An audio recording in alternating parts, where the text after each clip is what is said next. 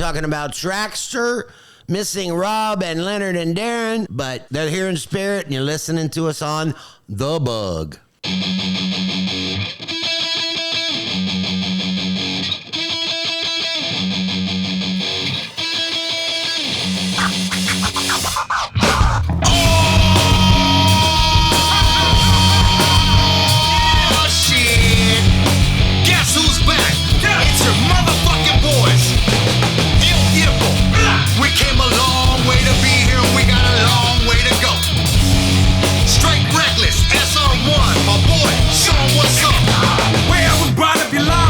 Shot at my partners out selling product. We try to fatten the wallet. We're not trying to live modest. We're trying to live like some ballers and shit. More than a process, you gotta quit all that nonsense. I'm gonna get my regards, dog. Breaking the forest down. Serving them baseballs like I'm in the picture, man. Fucking with Skrilla, boy. Go see some killers, boy. This game ain't for little boys. So fuck how you feeling, boy. I-double-L-T-I-E-M-B-O. ILL Tiempo. I-double-L-T-I-E-M-B-O. ILL Tiempo. I said I-double-L-T-I-E-M-B-O. ILL Tiempo. I-double-L-T-I-E-M-B-O. Let's go. I'm a fool. Let's go.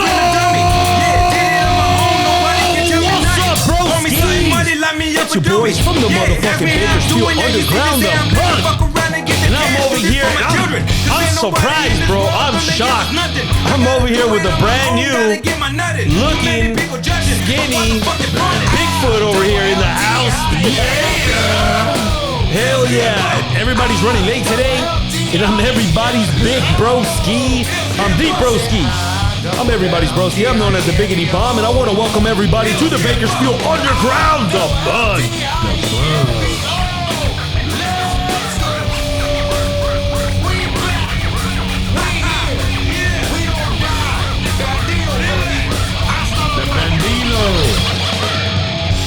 Yeah.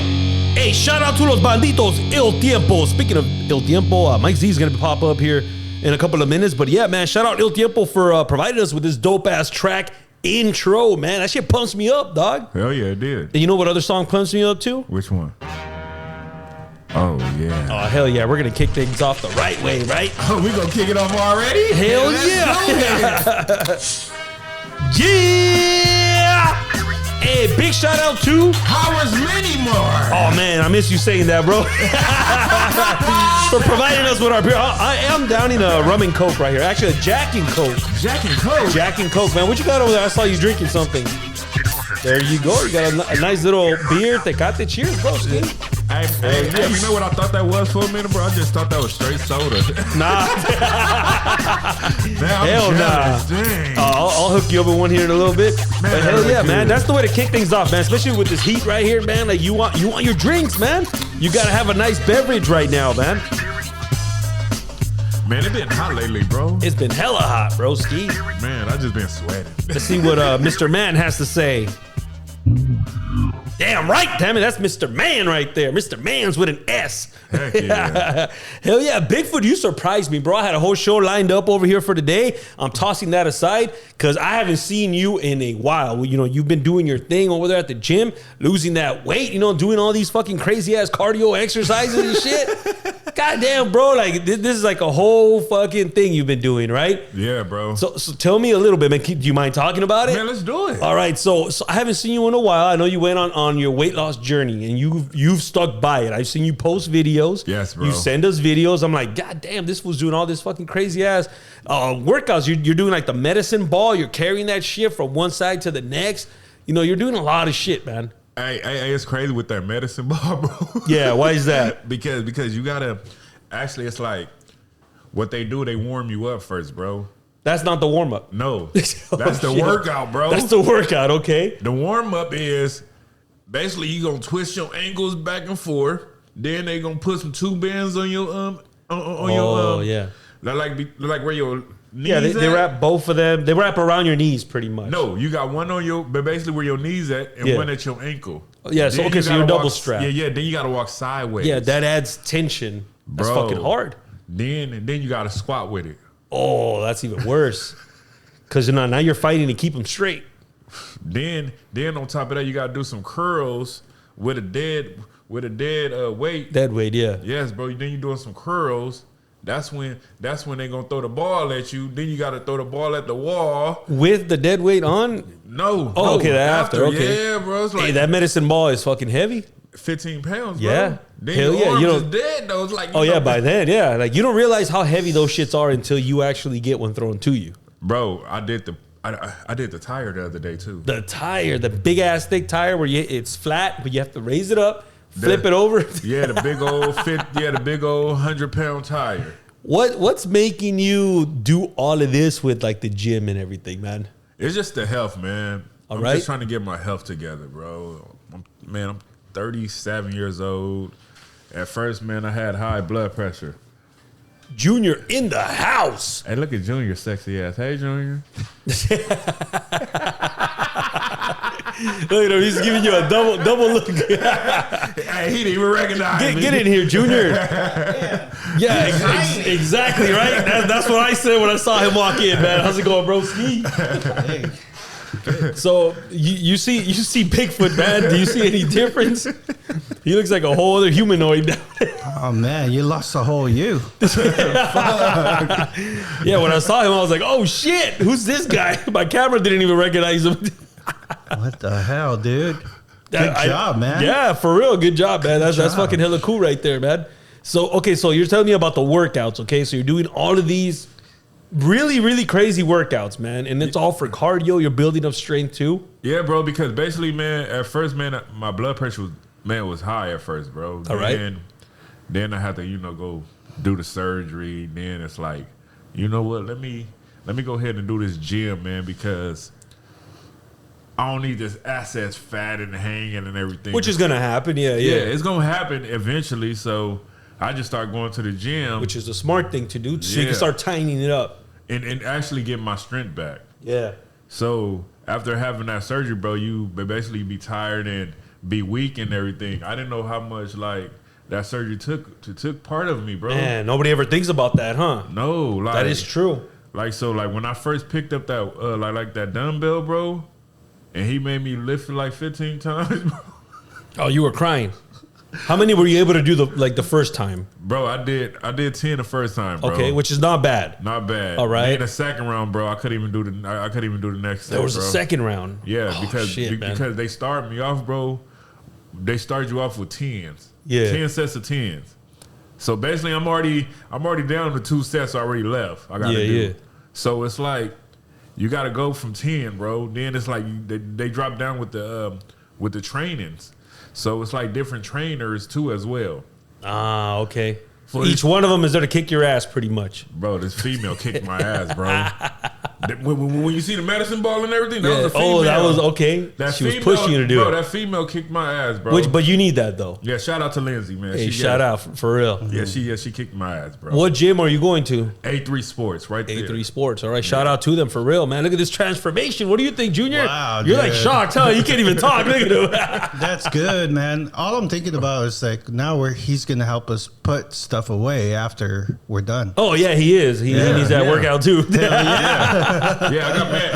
Hey, it's funny because my energy, man, is up there now, bro. Oh hell yeah, that's what's up right there, Good. man. Have you changed the way that you're eating? Also, is that I something that can't comes with- eat. I know. So the last time I saw you, you weren't able to eat a lot. I still can't. We even got into an argument because I was eating and you couldn't eat. Okay, that's how bad it got, right? I still can't eat, bro. Okay, but that's a good thing though, right? That's Hey, why you're hey. doing all of this too, right? Hey, but I be cooking for people though. Yeah, I Try to see make some that. money. Yeah. Hell Wait, yeah. you- Hey, you- shout out barbecue, Bigfoot's Foot's Kitchen. Bigfoot's kitchen. Yeah. You can't eat or you don't feel like eating, No, what it is I can eat, but not much. but I'm only eating 3 bites. What? Yeah. And then you're full? Yes. That's crazy, huh? That's amazing. You That's could like- save a lot of money doing that. Well, I mean, okay, so are you cooking like big meals, but then you can only take 3 bites pretty much? Or are you like, hey, I know I can't eat that much, so I'm going to make smaller portions now? So what it is like if I gotta cook, I gotta cook for everybody in the household. That is true. Yeah. So when I make my plate, I gotta make my plate like I'm a baby. So what does your plate look like, bro? Like, okay, you got this whole plate, right? Do you have like a little bitch ass corner somewhere? Like, 3 scoops, bro. Hey, bro, I got a bitch ass baby spoon corner, bro. Like 3 scoops. You got your own little spoon and fork, little baby ones. For real, bro. It's crazy. Hell yeah, that's fucking hilarious right there, man. But how do you, Mike Z in the motherfucking house? Look at How do you Mike Z. Yeah, so how do you feel about all of that though? Because I know you were like big on the plates and shit. You know what I mean? So how do you feel about that shit? I feel disappointed, bro. Disappointed, all right? Yeah, hell yeah, I feel disappointed, bro, because it's like I can't eat shit. All right, yeah. And you wanna partake with everybody else then, right?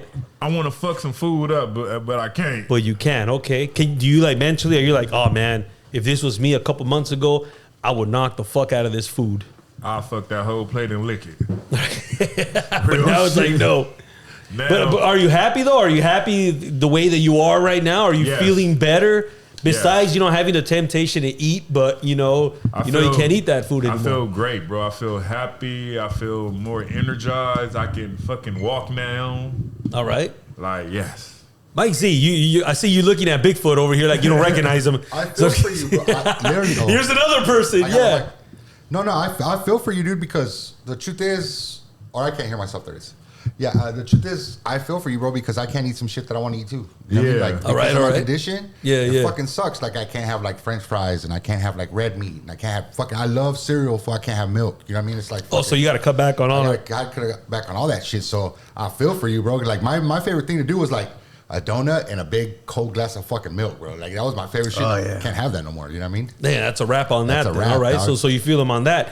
Do you see any difference in Bigfoot now? Fuck yeah, dude. looks He's different. fucking medium foot now, dog. He's not Bigfoot no more, dog. Yeah, I saw him outside from the camera. Who the fuck is that guy? I thought I was gonna get robbed for a minute. That's not a racist statement. I'm just kidding. He's like, the rapper's here already. That's fucking crazy. So it's already been a couple of months already. You've been on this journey. How much weight have you lost?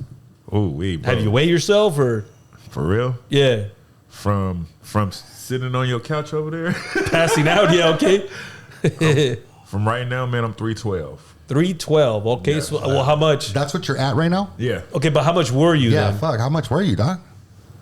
Oh, fucking, just so you know, a beetle weighs 420 pounds. I weigh more than that beetle. A I was beetle that we bought. 592. Son of a bitch. Fuck, man. That's big, man. I was 592 before I hit that table. When this man took that picture. That's crazy, dude. That's crazy. Hey, stand up. I want these fools to see you for real, though. Look at this fool. His shirt is just hanging Are there, you, bro. what's that That's shirt are fucking you at now? crazy. At first, I was at a 7X. Now I'm at 5. All right, look at that, dude. What's your Fuck. goal weight, bro? I'm just curious. My goal is trying to be like In the 200s, 250s? 2 something. That's not bad, yeah. What are does your doctor tell you like what you're supposed to be for your height? Like you know how they measure out like how much you're supposed to weigh because of how tall you are, your age and shit. No, not at all. Nah. No. Yeah, because they'll tell you some shit like you gotta be extra fucking skinny for they'll make you go down to like 220 pounds. Oh yeah, they'll tell you Yeah, like they an told me I was exaggerated supposed to be weight. like 190 for. There's no fucking way. It's I'm crazy like 190. because I just I went to my surgeon and he weighed me and it was 312 and he was like, Right on schedule or what? No, he was like, you one of the first patients I had that actually followed directions. That's fucking cool, man. Well, I mean, you want to be better. You want to feel better too, right? You know what I told him? I said, you know what you told me when I got I said, you know what you told me? He said, what? I said, you told me I don't need to be sitting down because I had these incisions in my stomach and everything and I need to walk around. He said, yeah. I said, right when I got out the goddamn hospital, I went straight to the bar and started walking around. He said, no, you didn't. I said, yes, I did. And everybody got mad at me. Well, yeah, I remember that shit. Yeah, Was it that's like, fucking crazy, dog. Was it was it like scary for you, dog? Were you like a little bit like scared? Because you know how they make you sign that waiver, and that waiver always says in case you fucking die, just so we're not liable. You know? Yeah. That shit freaks me out. It's crazy because how you said that, bro, because the first round, I was scared like a motherfucker, bro. Yeah. That's why my weight went up Yeah. to 5. Because you're like a stress eater. Yeah. Right? Yeah. And I was scared and everything, right. bro. So the second round, bro, I'm like, man, you know what? fuck this shit. Let me do it. Got tired of it, dog? Yeah. Eventually, that's what happens, huh? Yeah, you get Sometimes tired that's of what it, we bro. need. We get tired of it, and you just push yourself pretty much I mean, at that point. Yeah. when the answer's right there, right in front of you, dude, and you fucking, and you just I was brush supposed it to- off, that's fucked up. But if you're tired, and I mean, there's the opportunity. Like, why not? Hey, but why does it always take an emergency situation like that? You know what I mean? For It us to doesn't make always, dude. It doesn't always. But there's just some people that are built different, bro. that. Yeah. Yeah. Some people are go getters, and some people are like, come get me. You know what I mean? Yeah. It's crazy because I was That supposed is to have I was supposed to have my surgery in July, All right.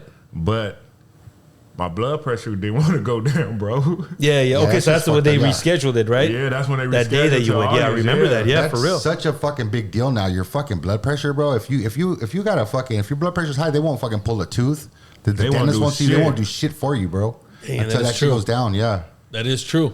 But how are you feeling now, man? Let's move on. A couple months already. You're already in. I'm feeling good, bro. Hell it's yeah. It's like real shit. I'm feeling good.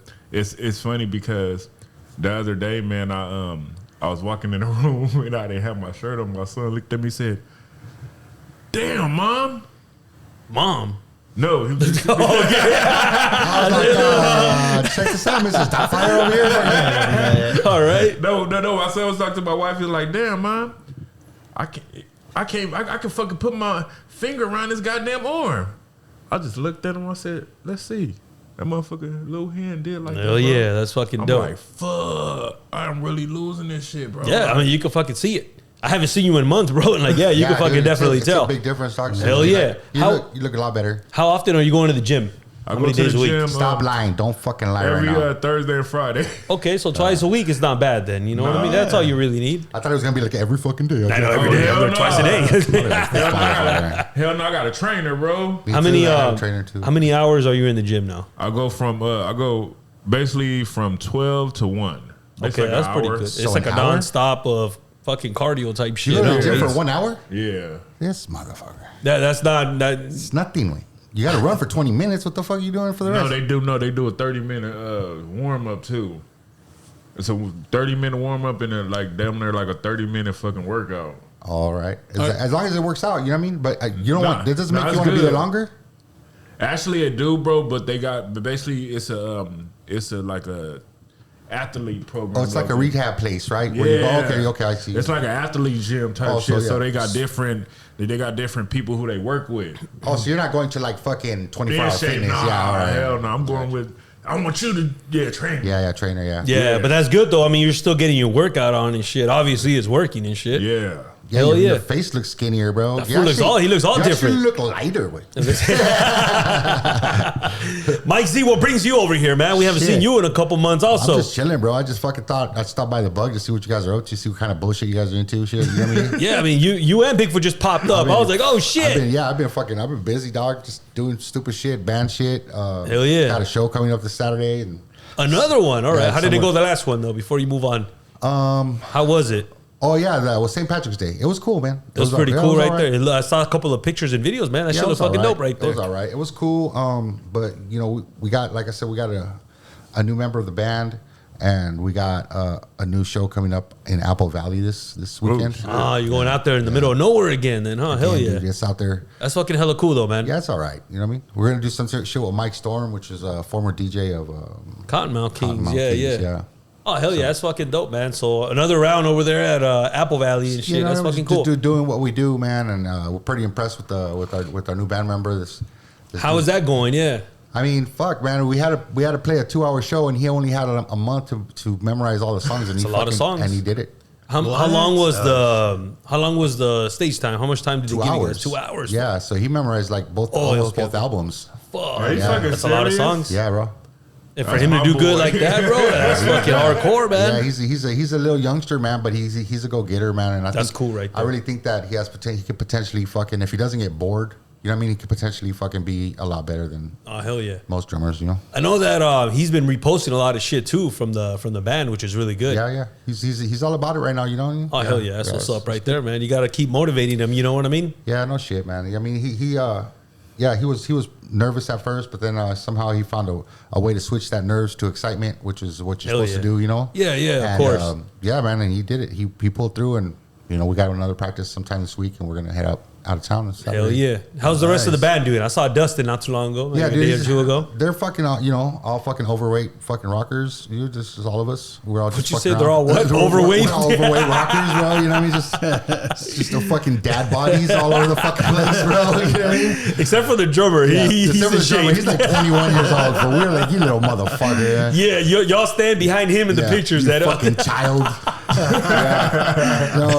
Dude. No, but yeah, they're all doing good, man. We're excited. Like I said, we're excited about getting all of these songs out of the way so we can start a new album. We got a couple of songs in our pocket that we want to work out, and hopefully, man, it'll work out. Hopefully by summertime. I know it feels like summertime, but by summer, official summer, we might have another couple of songs out. Man. Hell yeah, that's what's up right there, man. Yeah. Hell yeah. Did you guys ever go back to the studio after the last studio session you guys had?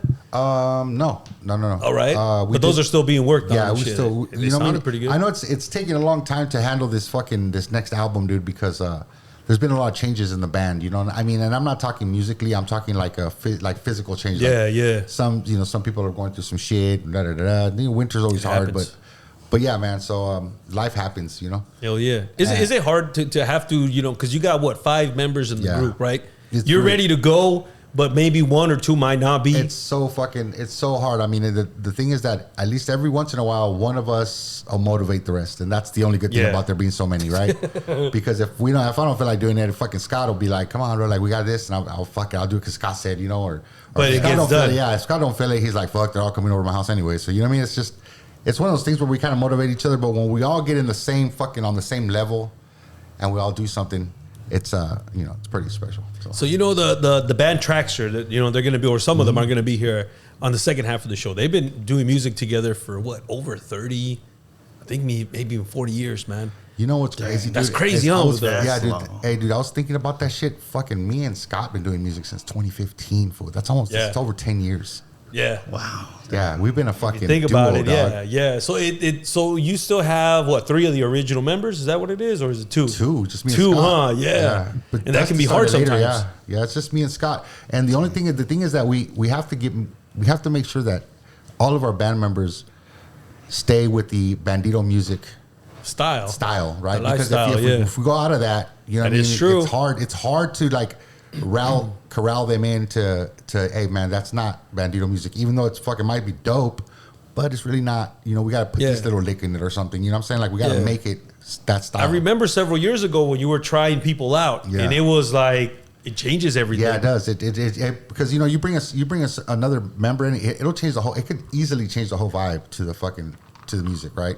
All it takes is one, right? Yeah. But it's if you get there and he gets to understanding what Bandito music is, and there you go. So far, we've been lucky with that. Me and Scott have been able to keep the Bandito music fucking style in there. So hell yeah, that's what's up right there, man. Yeah. Junior, what's going on with you, man?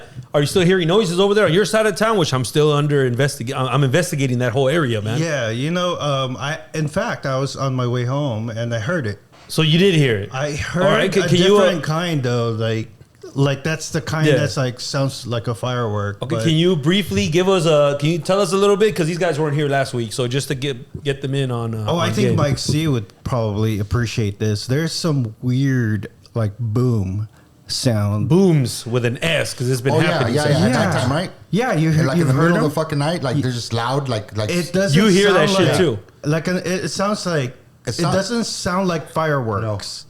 It's like an explosion of some sort. It sounds like somebody's dropping something really fucking heavy, like a big old piece of steel, like boom. Okay, so you hear it on your side of town, because you're not that far from me. Yeah, no. He hears it on his side of town. Yeah. Bigfoot, do you hear any noises on your side of town, like at nighttime? Do you want to kind of describe what it sounds like? It's just a boom, dog. It's like a firework, but no firework. At what time?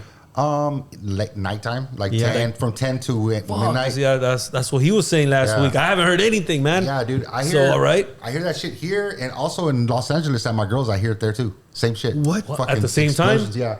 I want to say that I might be airplanes breaking the sound barrier. I think. I don't know. All right. That's what I was thinking. Is there an airport close to you? There is an airport, but you know what? You won't hit the sonic boom unless you're going outside the stratosphere or something like that. No. Right? They can or be the like 20 speed, feet. Right? A jet could be fucking 20 feet ahead of you, just boom, right? Dude, you know what? That And all at the same time? That could be what it is. Because Edwards Air Force Base, right, is right up here. I mean, dude, you don't hear the plane. No, you don't. You just hear boom. Do you think there's a possibility that I can it hear could military planes, every so often, like the carriers and stuff. They're loud as fuck. Yeah, the helicopters. Okay. But like that one, it's just dead silence after that. So Yeah, it is a weird fucking. You know what, dude? It's crazy that you bring that up because it happens a lot here, and it also happens a lot at my girl's. And she lives in L.A. right in the middle of the city, bro. She lives in Beverly, near Beverly Hills. So, and I always wonder, like, what the fuck is that, dude? Like, is there a fucking? I was thinking maybe there's a factory nearby where they have something going on or something, but I know it's not fireworks. Because it's every fucking night. Like, every night people are going to do fireworks. Yeah, you know exactly. I mean? That's what we were talking about last week. Yeah. But I guess, so it could be something like that. It could be like an airplane or some shit. yeah, maybe, I don't know, man. We should fucking investigate, dude. That's what I was telling you, we need to be out there at 8 o'clock because you hear it from 9 to 11 or something. Record outside your house and be like, boom, there it is. Yeah. And then we'll fucking figure it out. And then we'll follow the sound, what direction. Yeah. And then we'll keep moving closer. Every week we move camping closer. out at your house, bro. Yeah, that's what we're telling them. Bring us in. So you say it's around 9 o'clock, from 9 to 10, 9, 11, 10 right? to, 10 to 12.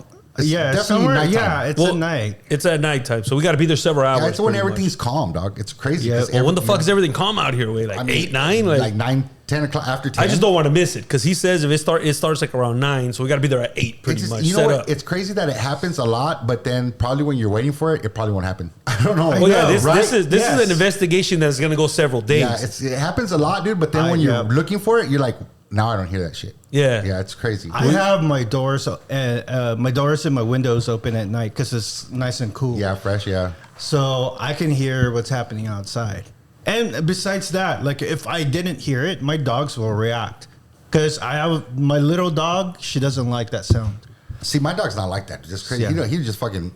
He's not scared of fireworks, loud noises. He's like none whatever. Of that shit. But he's just scared of me, dog. Like I don't know. Fucking chihuahua, little motherfucker. And the sounds that I make. Right, that's fucking. I just barely twitch and he fucking runs, scatters about. Yeah. All right, so mystery solved then, right? I'm pretty sure somebody has posted something out there. Have you seen any videos of people posting shit like that? No, I didn't actually look for it because it just doesn't feel like there's immediate danger. Yeah. It's not one of those. It's one of those things that you're like, wow, that's crazy. But then throughout the day, you forget all about it.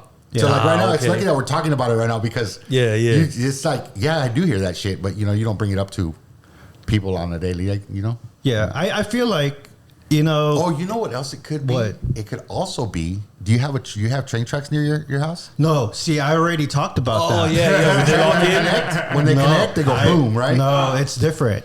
It's when they connect, there's this almost like a thunderous roar. But it's when a they boom. hit, Yeah. Oh yeah, it's super loud. But there's thunder following behind that. It's almost like, yeah. You know what I mean? Like, Yeah. I can't you're even right. make the sound. But yeah, there's an echo to it. Yeah, Because you hear all of them go. Yeah. Once one hits, they all fucking like. you hear you that can hear metal. it, Yeah. But this is just one loud fucking boom. Yep.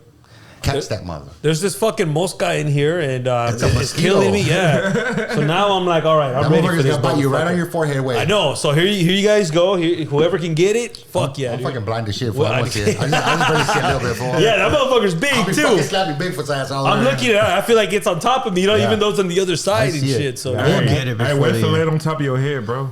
yeah. Well, if it does, then you got the weapon right there, dog. I give you permission to fucking slap the shit out of me, dog. So do we go out there and investigate this shit? Should we spend a couple of days out there, all of us, and just look at the sky, man? It sounds yeah. loud, but it also sounds far, bro. It sounds far. It sounds like a deep bass Yeah, too, right? it's like it carries from fucking somewhere, dude. It's just like, it's a Yeah. weird. Should we you go never to heard that shit? No, Well, I've obviously never you have, live here in man. an Yeah. I've apartment, never heard this shit either. No, But- you okay, live in but an here's the apartment? thing, You live in an though. apartment? Yeah. See, that's why. So I'm between both of y'all, right? I'm Yeah. in between both of y'all here where you guys live at. So, but I don't hear shit. And you say live- you hear it. You live like in a concrete box, bro. Like we Yeah. have all the windows, doors. You know what I mean? There's Soundproof, many almost. angles. I don't have any fucking windows out here. I mean, you don't keep them open. Oh, you gotta have you gotta have them open at night to hear this shit. You won't Yeah. hear it. You know? So it's not that loud then. If you gotta have the windows open. No, it's loud. It's loud. It's loud if you can hear it. Yeah. Like, I mean, if you have all kinds of noise going on, you're probably not going to notice it. Right. You probably won't notice it if you're watching TV. Yada, yada, I always got like the music on. If you're about to go to sleep around 10 o'clock and fucking, just open up the window. Open the window and you'll hear it. Like chaka-plan. Dude, I'm watching TV and I can hear it. Yeah, me too. With the doors and the windows open. Okay, so is it, you say you can hear it with or without the windows open? On your side? There's times when I'm almost like, almost going to sleep. Yeah, that's when I just want to know who's hearing it the loudest, because that's where we're going to go. I mean, I couldn't tell you how many decibels it fucking is, but I know that, but at least give us an idea. Is it loud? Let's try to figure this shit out, man. It sounds maybe like it's probably, for me, it sounds like it's coming from the southwest, probably northwest. It sounds for me like it's coming from over that way for some fucking reason. I don't know. That's maybe because my room is on the west side of my window. Yeah. I mean, my window is on the west side of my house. Well, Junior, you said pinpoint. You said your whole house shakes. There was one time when it was like a sonic boom, where the windows rattled and stuff. Well, that had to be enough. That had to be a fucking jet, dude. But it's the same sound. Yeah. That motherfucker went right towards me, huh? That motherfucker's going at you. Yeah, he's not even scared, bro. Like, what the fuck? And tonight on The Bug, we are chasing the bug.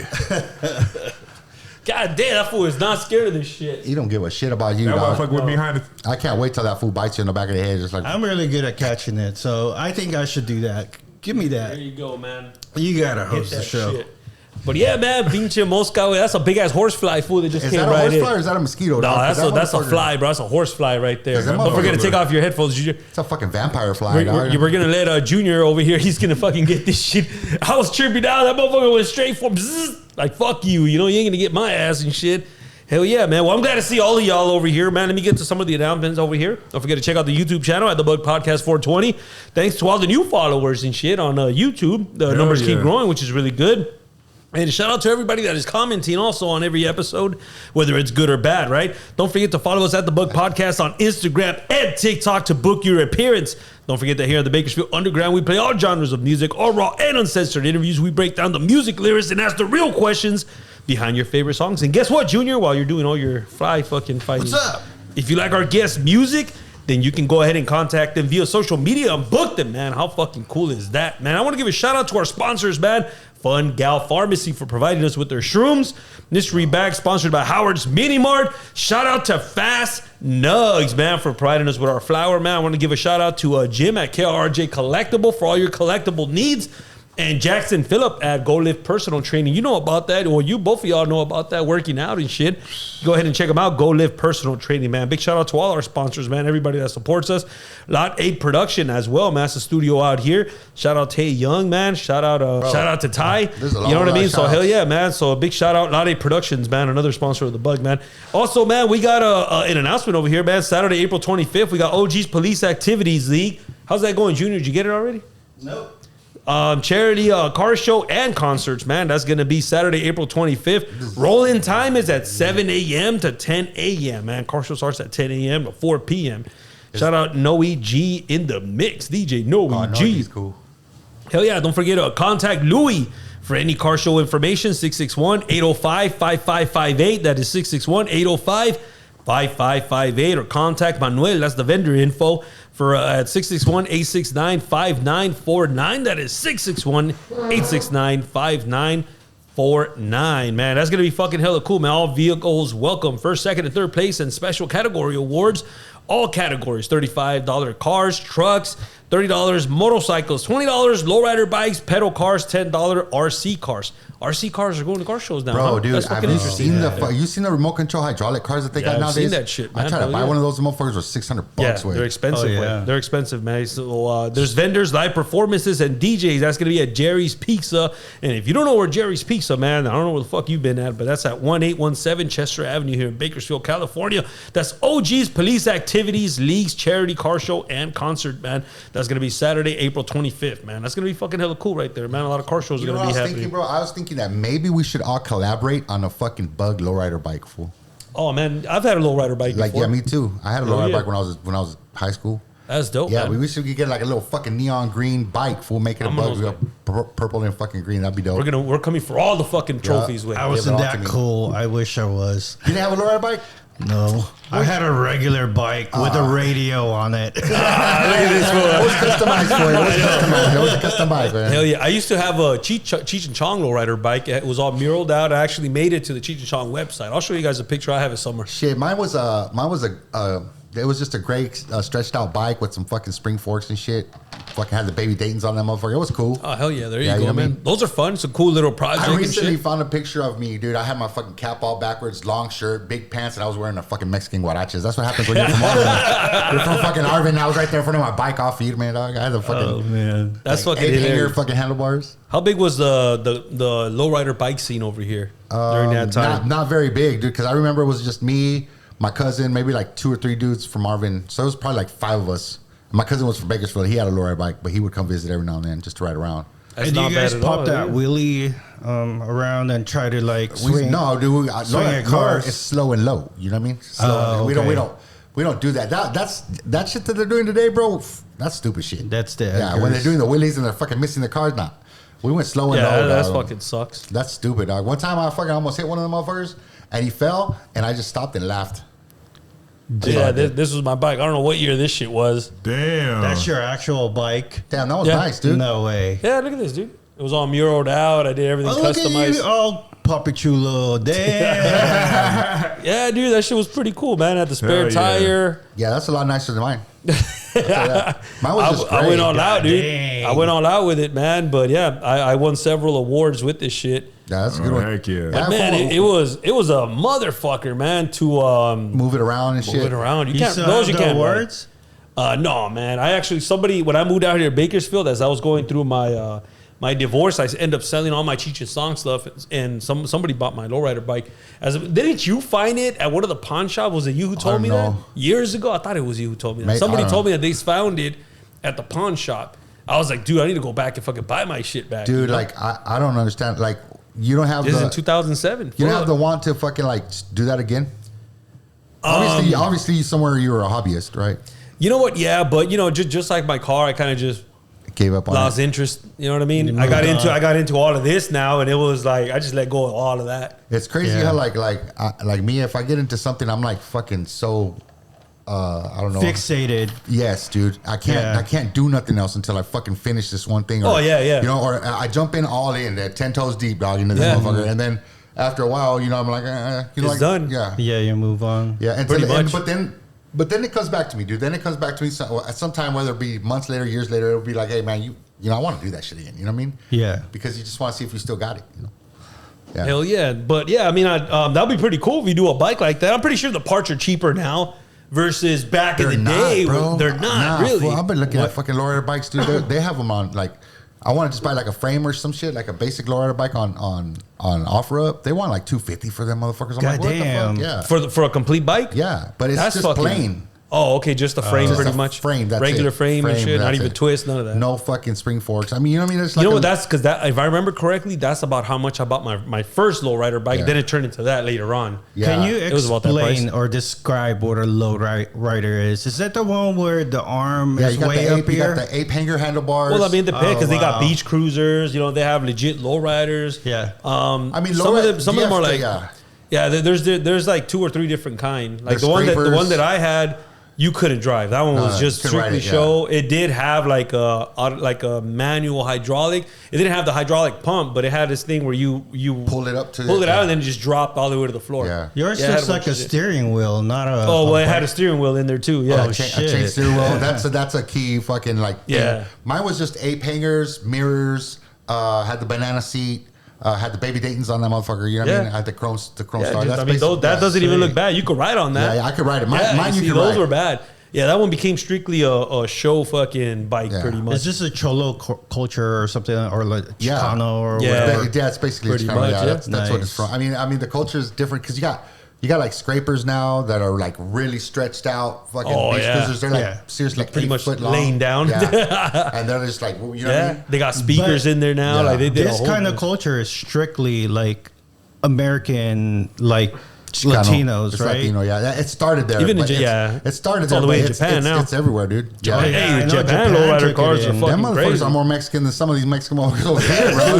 Fuck yeah, Them they fools? fucking get Yeah, down, I dog. want to go over there and just chill with them fools. Hell yeah, they fucking get down. What's up, Bigfoot? Oh yeah, yeah. Have you seen the ones in Japan where they even have afros? They do. Yeah. They got pompadours over their way. Afro, dude, man, they got all hella types of spend a shit, lot man. of time doing that.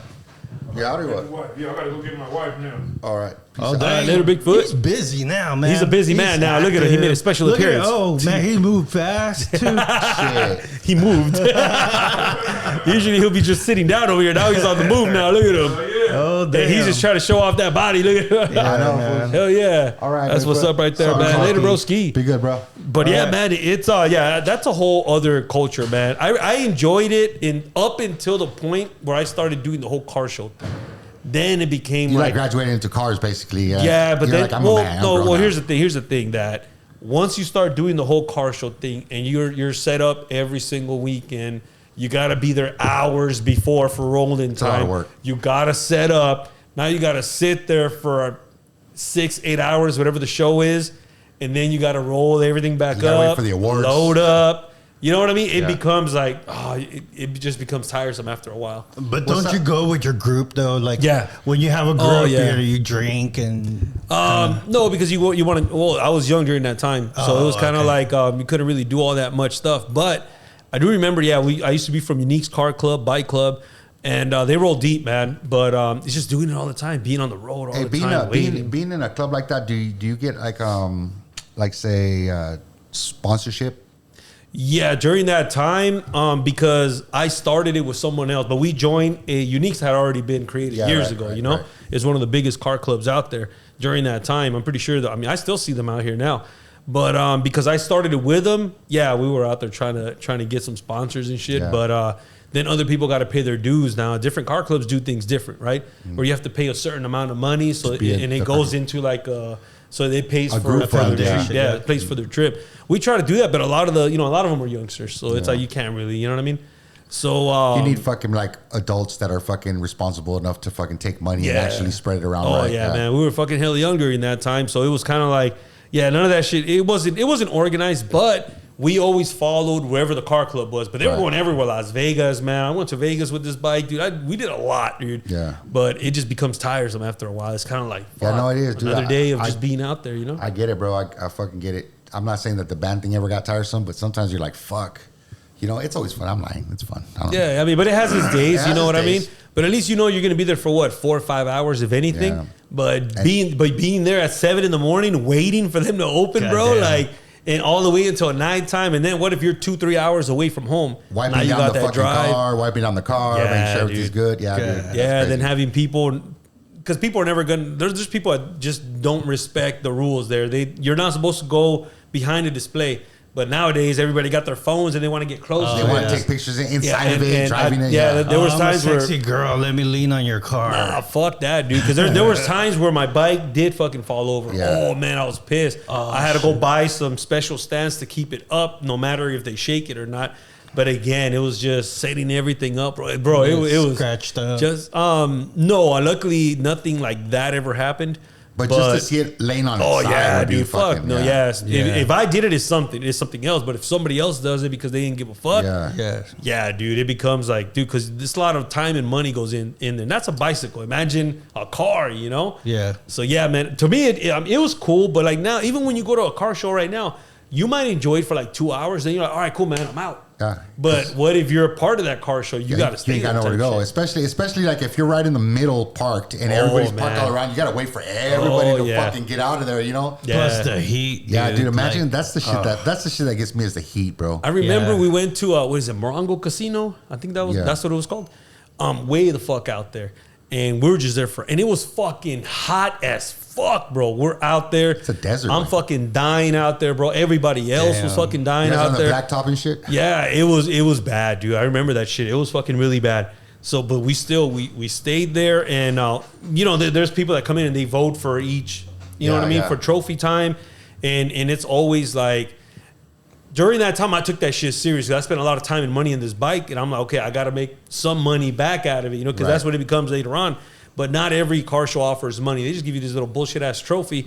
But some of them do offer money. So the ones that offer money are like, hey man, that's money that you can use, Right. Yeah. So then you see somebody else win, and it's like a plain bicycle, and you're like, fool, there's favoritism right here, huh? I'm like, what the fuck, right? But hey, that's just, what are you gonna do? Complain? You're too tired to complain. Yeah. Next thing you know, like I said, it's a lot of work. Hey, dude, for the people that still do the whole car show thing, now it's not just the bike; it's like the display, the fucking. Oh yeah, it's not just the bike. Yeah, who you know, what you know, how it's fucking crazy the way that shit works. Like you can never get like I guess in anything, bro, you really can't ever get an honest vote, right, from judges. Yeah, you can. And okay, so when I started getting into like these kind of cars, which are different, the Japanese style, they do car shows at nighttime. So, it's a lot more smooth. These are all fucking plastic, you know what I mean? Parts, pretty fiberglass type shit. Versus, chrome paint and all that shit with the lowrider cars. Yeah. It's a lot of different stuff. Like kit, right? Yeah, so now a guy can pull up in a stock car and still get all the attention. Yeah, because he just add all the extra fucking aftermarket. They don't even add shit nowadays. Because if you go to the car shows now, you don't really see anybody adding body kits anymore. No. Like nobody does that. Nobody does like the LEDs anymore. They just fucking put the tires out like this. They camber them out, or they just bring it stock. Yeah, and it's like they park right. I'm like, what the fuck is this? Like, and like people. Look, I know people like muscle cars out here. It's never been my style. Muscle cars are really plain. Yeah, muscle cars. At least for me, I like interior, bro. I mean, you see my shit. I like interior. I like that old school, you know what I mean? But muscle cars are mainly just engine, and they don't focus on any of the interior. You even have pillows in your car. Oh, man. yeah, bro. I thought that was fucking weird when I first read it. I was like, pillows. That shit is fucking comfortable. I was like, man, that's sexy. When I was doing the car show thing, that got a lot. That got it because, the pillows that go on the back of your head, and the big ones too, Yeah. But that adds a lot to the fucking show, man. Because again, during that time, I like your steering wheel the way it goes cut up. I thought that was cool. Yeah, but once now that I look at it, I'm like, this is fucking stupid. Why did I spend money on this shit? You look at it, and you're like, this is so fucking 20 years ago. Yeah, but as a matter of fact, dude, like a couple of days ago, I had my windows down. I was waiting right here at the liquor store, and people rolled up. Hey, that shit looks fucking dope. And I look at it like, I guess it still has potential. Used to it, yeah. You get used to it. that's what sucks. You know what I mean? But anyways, I like the car shows nowadays. It's different, bro. It's different. I can't stand just seeing a stock car out there. You know what I mean? I can respect an older car that is stock that they're working on. You know what I mean? Because older parts and shit. I don't know what year it started, but at some point, I want to say maybe the late 90s.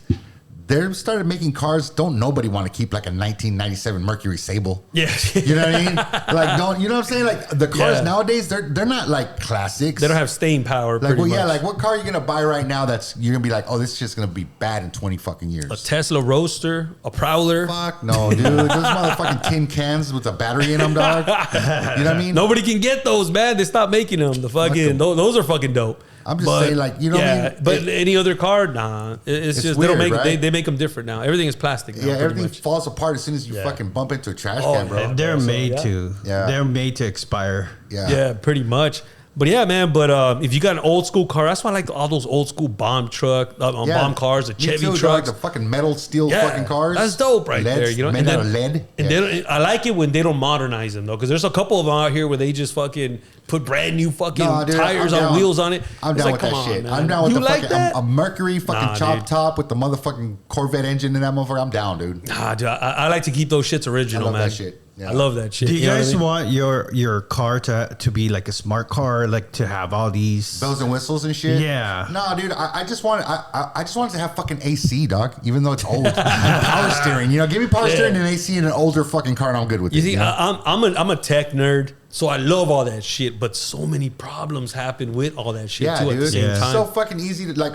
I got this truck right here. It's a 2011. My fucking 2005 F-150. I could do anything to it. Now I'm like, God damn, dude, this shit's got too much electronics in it. Yeah, way too much. Dude, I drive a Beamer, and a lot of car shops are like, no, we don't touch those. Yeah. Mercedes, and I was like, fuck that, man. Yeah, dude, I became I'm damn near a Mercedes mechanic, so I could probably look at it for you because I had to do all that shit on my own because this shit You got to go to straight European fucking mechanic, dog. They'll be like, That's we don't fucking fuck with crazy, that. huh? Yeah, they That's already crazy. start off at 3,000. Yeah. You know, no matter what. 5 G's you're gonna spend at least. That's why I did all this shit myself, dude. Hey, what happened to that car? The one that the Fiat was it a Fiat? The one? No, I still got it, dude. It's a. When you gonna bring it, man? I'm ready to roll on that down. shit. I'll bring it I today. told you, dog. Yeah, I got a little. What is the Hey, British? those It's a are little bad. British car. Yeah. Okay. The little British. Those look different. Fucking all like yeah. small. Yeah. Yeah. Bring me that shit, Yeah, man. dude, I got one right there. I bought one for my daughter, and she. You said she got the convertible one, Yeah, right? and then I I wanna found see the that. convertible like a month later. So I was like, shit. "Fuck it, we're getting the convertible for you, Mika, because you're doing good." Hey. Got the convertible, and now I'm sitting on a fucking red Mini Cooper. Hey, Oh, that motherfucker looks nice though. Yeah, dude, my brother, Yeah. my brother got one. Oh, They really? came Okay. from Sicily, so like when he got out of the military, like that's the first thing that they bought was. That's fucking dope. Mini. Is that a 4 or a 6? It's a 6 shit. It's a six Cylinder? six shift, and it's a V6. It also What is. year is that? It's a 2009. So it has a clutch in it, like that's where you Clutch, can. everything. No Yeah, shit, I clutch. haven't driven one of those in a while, dog. Yeah, dude. It's fucking. It's That's fun dope. to drive. Don't Hell get me yeah. wrong. I'm selling that motherfucker. Anybody want to buy it? 2020. Yeah, we got to put it out there with. For 2,400. Hell Ready yeah. for smog. Yeah, And it dude. looks fucking hella cool too, man. It looks It's- nice. You know, it's my daughter's first. It was her first car. I didn't want nothing too fancy. It'll get you from point A to point B. You know, maybe C.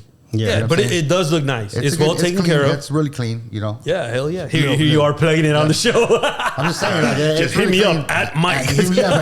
Anybody want to buy it, Mike's car motherfucker? sales. Because you know what? I never take it out, dude. It's just sitting in my fucking, right under my fucking, basically in my garage, bro. I never take it out. I should take it out, park it so people can see it's Yeah, for sale. there you go. But I don't do that shit. Put it on offer up, drive it Facebook Market. around. I Drive it around with a for sale sign. dude, it's got to get tagged. Oh, It's ready for shit. tags, but I'm not gonna pay for them bitches. Yeah, I already yeah. paid for tags on the insurance on my other one. Fucking, yeah. My daughter's insurance It'll be fucking a waste. $212 full for fucking first time driving. Oh yeah, yeah. It's crazy, dude. Crazy. Hey, but those cars are pretty nice. Yeah, dude. I've been waiting for you to fucking bring it over here so I was that gonna I bring can. it today actually, but I was like, What the fuck? yeah, no, dude. Yeah, she loves the convertible, dude. She's all about that. Yeah, shit. those Yeah, are nice. I've yeah. seen them around. Those are nice right there, man. So hell yeah, man. She's doing good in school and everything. Then Right. shit, man. Why not? You know I what wish, I mean? dude. I'm telling you that her little car fucking 30 miles a gallon. 30 fucking miles a gallon, dude. What? My What year is truck, that one? 11 miles a gallon. Oh yeah, you got this yeah. fucking beast, bro. Fuck, dude. I hate it. Are you though. regretting it now? Or Kind of. fucking Donald Trump over there starting wars and shit. What made you want to get a humongous truck? It's beautiful, by the way, fucking- but the price way, I couldn't pass it up. but now okay. So you said no, we're at war right now, so gas is going Yeah. up or Yeah, it went dude. up already, and now you just can't. It's just parking in your Bro, driveway. it's fucking literally. I drive my truck like very little now. Before I used to go to LA, it cost me like 160 to go to LA and back. Easy.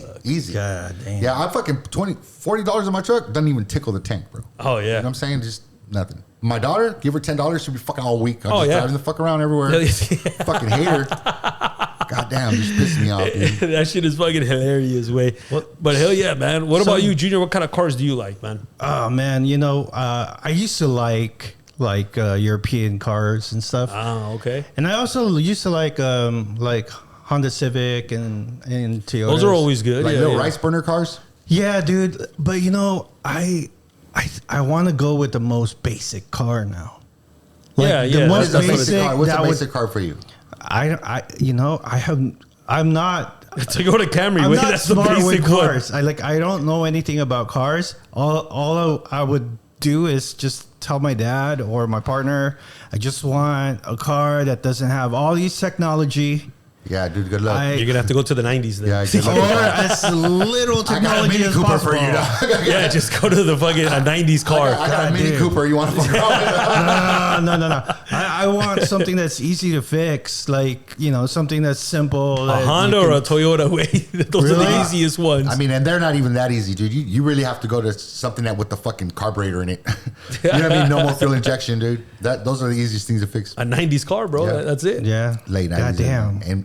and earlier. Yeah. Yeah. Hey, but you still see cars like that around. You know Dude, what I mean? my uncle, he's got a Malibu. I want to say it's a Chevy 60, Malibu, Yeah, it's you know? like a 65. I want to say. I could be wrong. Yeah. but it's his daily driver, dude. still goes. Fucking drives it everywhere. Hey, what are those station wagons? What is it? It's not Chevy. Is it a Ford?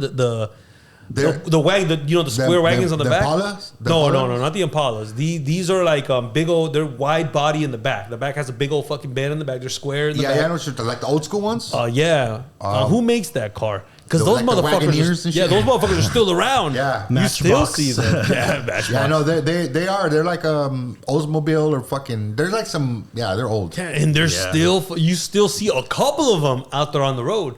Dude, which is fucking crazy. Me and my fucking homies used to mob in the fucking. We used to have my homie had a station wagon like that. It was green. We used to call it the Huayna.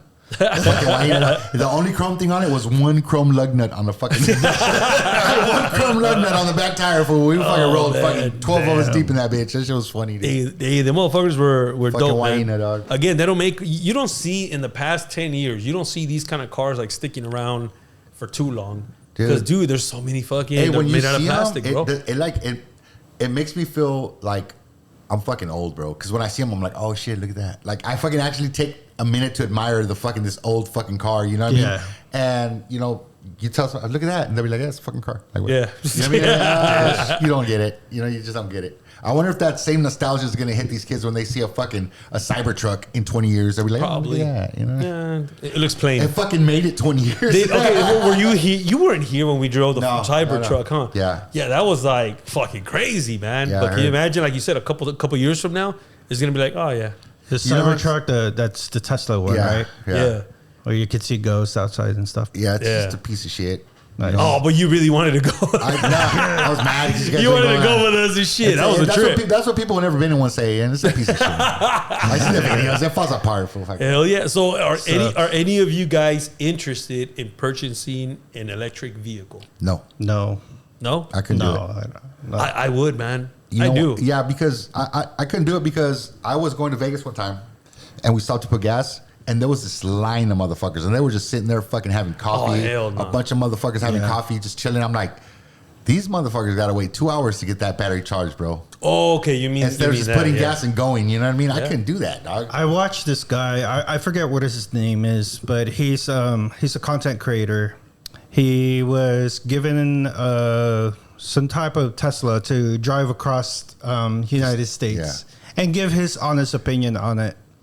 And, at first he was all excited, going to town, planning out where he's going to stop. Yeah, you got to plan ahead. Where, And he said, like halfway through, he was like, "Fuck this shit, man! Yeah, it's a pain in the ass. It just sucks because now, like, you just want to get to where you want to go, and then you have to force yourself to stop." Was this 30 early? minutes? But this was early on, right? When Teslas came out, or was this recent? Now they're making more recent. They're making like what you could probably get like 320 miles on one of those electric cars. But depends if you get the extended battery on that shit. No, there's a dude I seen, and he was like, "Hey man, I need gas for my car," and he was like, "Fucking, it's an electric car." He's like, "No, I know. Can you take me to go get gas?" And he was like, "What the fuck?" So he gets a little thing of gas. He pops open the trunk, and there's a fucking generator in there, dude. He puts the gas in the generator, and he fucking starts it up and charges the car, bro. Damn. Like, what the fuck? I always wonder why they can't install a solar panel on top. Or even one of those little square ones. Look tacky. No, but realistically, how come there isn't a Tesla that has that? Do they even offer an option like that to have a solar panel attached to it? They do. Yeah, I haven't seen it. I seen a fucking like I guess you could call it like an AI promo vid where they stop and this fucking solar panel pops out of the top, dude, and it's like for camping and shit, and it charges your car while you're camping and shit. Oh no, that's gotta be older now because from the last time I heard the latest technology, you can even use it as paint on top of the car. Yeah. So, like you said, why haven't they been doing this? Because I've seen this in the 90s when I was still in high school and watching like freaking History Channel or whatever, Discovery Channel back in the day, where they would have all these solar panel cars race around tracks. Right. And I was like, oh, so that's what the future is going to look like. It never happened. But it never happened. Yeah, but they even have little mats with that attach to magnet. Like something as simple as that can get you at least out of like a situation, maybe. I right? mean, it should like at least extend your battery life, right? Like Yeah. you should have like some solar panels like on the front hood. Hey, or but if something your like wheels that. are rotating, which you could charge up, generate power. Yeah, but why don't when they? you brake? Maybe it does exist. We just don't know it. Because that's what my skateboard is. When I brake, it charges my battery. Okay, there you go. You see, nice. so if your skateboard can have that, Why can't those you would cars? think that they Yeah. would already have it, right? I guess But- they probably. How much? I mean, we don't know. We're just talking out of our asses. Right? They probably do have that. Hey, that's shit. gonna be another bug investigation. We need to go over there to Tesla and We be do. like, "Hey, cabrones, like we're here to investigate this. We need to drive this car Yeah, right so now." if you guys own an electric car out there, Buggets and Bugs, go ahead and fucking I let us doubt borrow it. it. Let us borrow it. Doubt it. Yeah. Or if you know somebody, let us know. Hit the car dealership. Yeah, If you got good credit, you know. you got above 700 credit, just talk to me. Hell yeah, but that's pretty interesting. But yeah, cars, I mean, I guess I did it. You know what I mean? I'm kind of, once I started this right here, this whole fucking podcast video, Yeah. I got so, just like you, once I'm in it all the way. Yeah. Everything else got pushed to the side now. You know, I haven't Yeah. even washed my car in months away. So I know, I get it's you. just there. I'm just, hey, we're in a drought. I let the rain take care of it. But I went from cleaning that motherfucker every day Yeah. to just, it's crazy how that is, man. Me too. But, It's crazy. It is crazy. But it man. is interesting. But at least we got to say that we did it. But I'm still a fan of 90s cars, man. Like, there's something about the 90s that were just, they come out with really good cars, man. Like? It wasn't like I've always been a fan of Toyotas, man. But even my Hondas way. The Hondas were fucking dope, man. Like, even the Mitsubishi Eclipses, you know, that was later on The in the Eclipse 90s. was a dope car. But those are like, okay, so those are dope ass cars. You know what I You mean? know what? I like fucking, or not, I mean, I like the Mustangs, dude. I like the Yeah. 5.0 Yeah. Mustang with convertible. But That was dope. if My you favorite notice car. that a lot of the cars for the past 5 to 10 years have gone to that old school style. Yeah. now. So that tells you They got something, the you know? they got the Impala coming out that looks like a '64 Impala with all Really? the brand new bells and whistles. Dude, looks so No fucking shit. dope. And That's they got gonna the be crazy. fucking the Barracudas coming out. They Oh, fucking look shit. dope. Yeah, they look like the yeah. older cars, but they're just all Damn. you know. Do you new. guys remember the Chrysler Prowler? Yeah. The one that, okay, so I remember, dude, this is maybe when I was in high Prowler, school when yeah. that shit came out. You know what I mean? The purple ones, the Yeah. yellow ones. So I remember we went to go do landscaping on this dude's house and he had the Prowler. I actually got to ride on that bitch. That's just crazy, And we man. were like, It oh didn't shit. have no top on that, it, Yeah, huh? it had no top. Yeah. That looked like the future, right? It had no trunk. Yeah. The trunk was like this fucking space. They had zero space. Was those in two there. seaters? Yeah, two-seaters. yeah. That was it. You had to buy a trailer To that pull. had the same back trunk, but this one had space for you to carry shit, which was crazy. It was crazy during that time. So yeah, you can't carry a shit. collector's car at that time, dude. Well, but nobody appreciated it. It was one of the worst selling Chryslers out there, so Yeah. they stopped making them. They Because never Chrysler made them. didn't make a good car back then, dude. Nah. You know what I mean? They Nah. really didn't. That car just looked like it looked like a hot rod. Yeah. That's what people turned them into later on as a hot rod.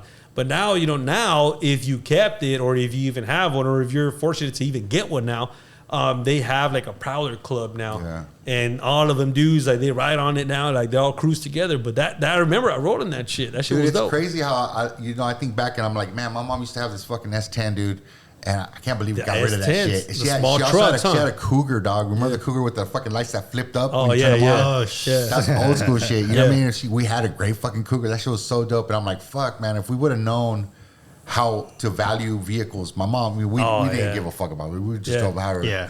But if you know, some I didn't have a dad. Probably if my dad would have been different, you know, because dads keep shit like that. Yeah. But I just thought we've had a lot of great cars, dude, and it's Yeah. fucking insane that, you know. What year was it was a Chevy S10, right? The Yeah. small little truck. Do you remember what year it was? No, I remember that we had a bright orange GMC sidestep bed, and that was like a 62 maybe. No, but the S10, you don't The remember? S10 was I don't know, man. It was probably like 85. Ah, okay. Yeah. Because they didn't really change the body too much. No. I remember when I was in construction, bro, we're all broke as fuck, man. So we were just there, and one of the supervisors, assistant, he looked like Fred Durst, Limp Bizkit, had Yeah. the red hat, fucking backwards, all that shit.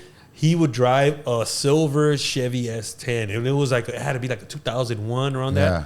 Bro, he had the truck of the fucking The job site. dopest one, Yeah, the yeah. dopest one. And he had these flat speakers, and you could only fit 2 people on that bitch. But dude, that truck was the shit. Dude, just you know what? What I always wanted, I wanted an original fucking like Chevy Blazer, dog. Like the smaller yeah. ones. Those were fucking dope. Yeah, to me, you know what I those are mean? pretty Those dope are right there. Yeah. Are you a fan of Jeep? Yeah, actually. I mean, Hey, what about Kathy's Jeep? I like it, but personally, I would prefer a Jeep truck. I remember when she first got that car, Yeah. the Jeep, right? beautiful Jeep. I don't know what year is it, a 2015 It's newer, right? around that? Yeah. It's somewhere around That there. I might motherfucker's be never wrong. seen dirt, by the way. Yeah. So as soon as she got it, we left work. I said, fuck this. Let's go take all the panels off. Yeah. Go to my mom's house because she lives around the corner. We took all the panels off, bro. Dude, we got on the freeway. Ooh. It was crazy because I've never been in a Jeep like that. You know what I mean? Never been in a car like that. Loud, That's all open. That motherfucker was dope. It's scary just to see the road right next to you. Like, oh shit. That Jeep still looks fucking dope. Then she put some fucking wheels on that shit. Yeah, I like Jeeps, dude. I like Jeeps. Would I ever want to buy one? Probably not. But that one is beautiful. Yeah, she got a nice one. It's white, huh? No, it's black. Is it black? Black. Yeah, she put those fucking wheels on it. I don't know. Sometime like around maybe like 4 or 5 years ago, it was like a trend. Everybody was getting fucking Jeeps, dude. Jeeps, really? Yeah. I don't remember that. Everybody. Fucking my ex got one. Fucking. I see them everywhere now. I was like, fuck, dude. So everybody started getting Jeeps, and then kind of took it away from me. But then the Jeep truck came out, and I was like, I'm down. You like the Jeep truck? Yeah, then? yeah. That kind of looks like a regular truck. It's extended bed too, huh? Yeah. Which makes it look a little bit funny. I like the Rubicon fucking Jeep truck. Yeah, the Rubicon. The reason I like it is because it's 4x4, and Jeep has got its.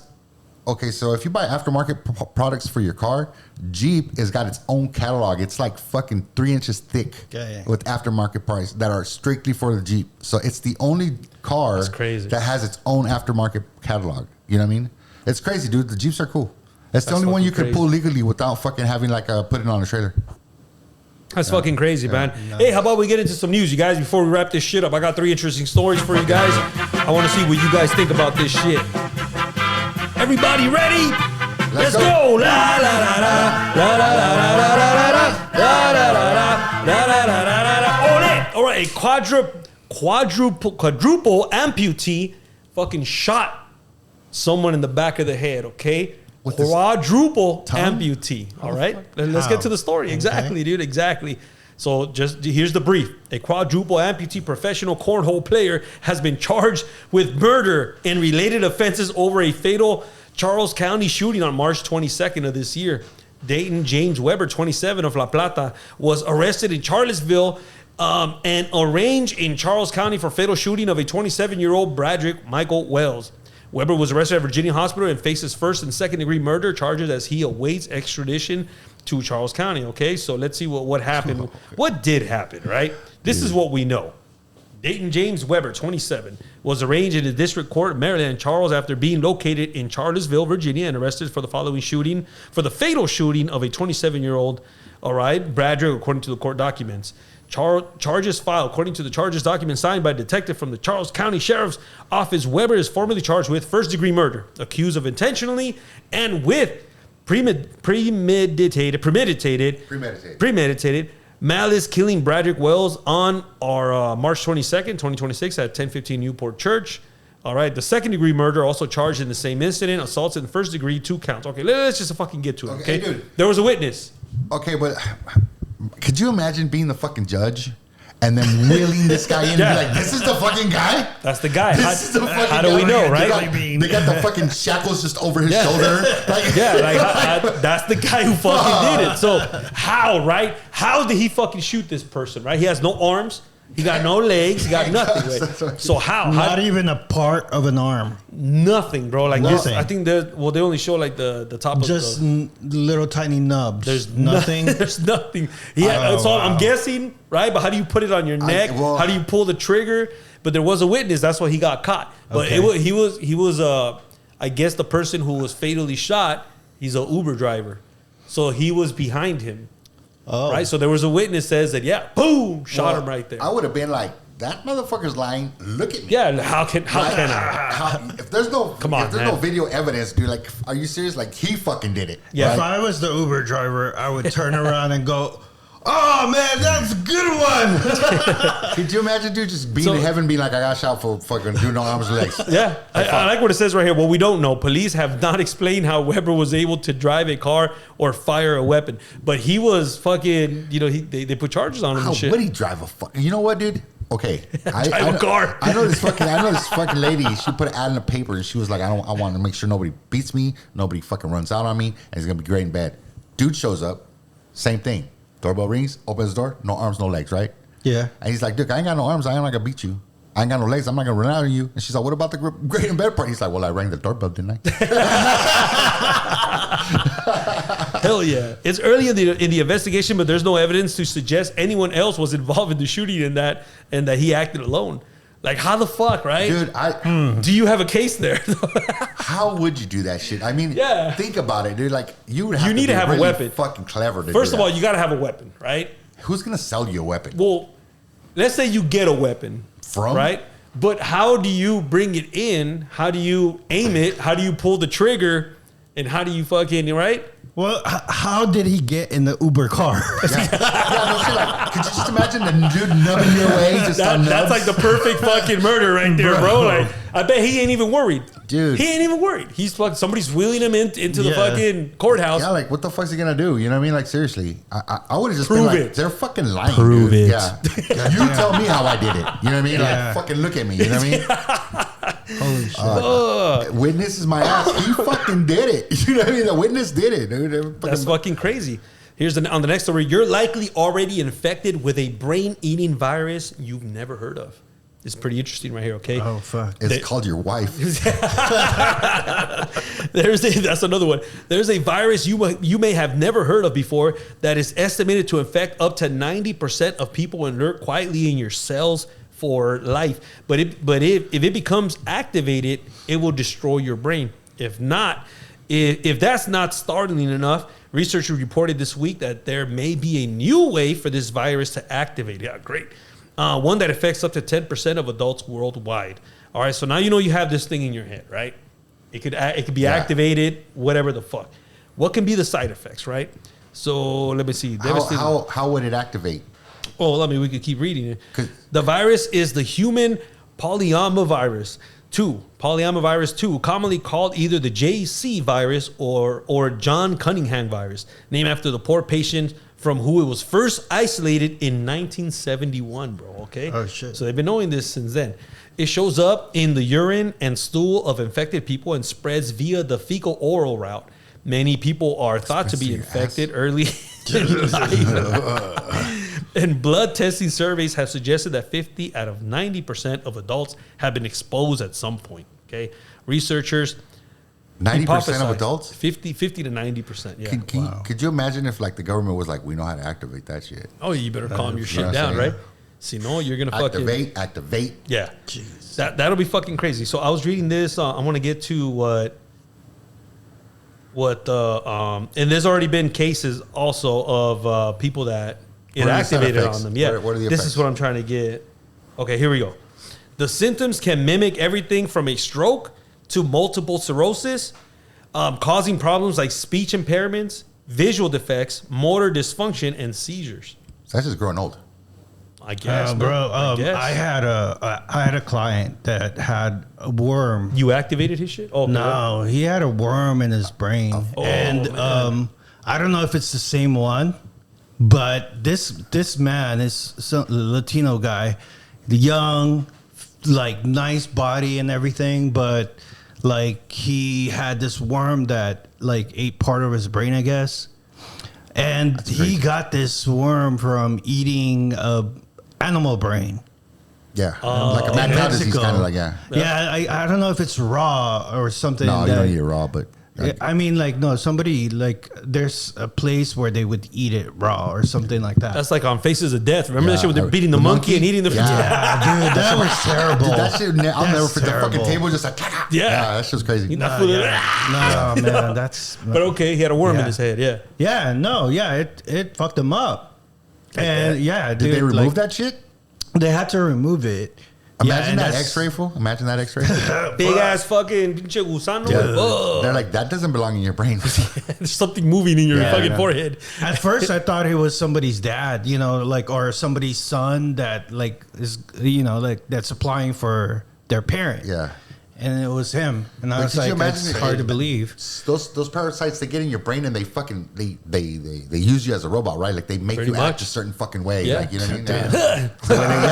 The way they want you to act. That's fucking nuts, bro. That's the worm in your head. Brain worm. That's fucking crazy, dog. You know, just to know that if this is true, that, you know, at any moment now they could activate that shit and we're going to be fucking walking zombies if we're not already, right? Shoot, you know, the conspiracy theories like that are crazy, bro. I mean, fucking, it could be multiple sclerosis. That could be anything. Yeah. But on 50 to 90% of people and they all have the same shit.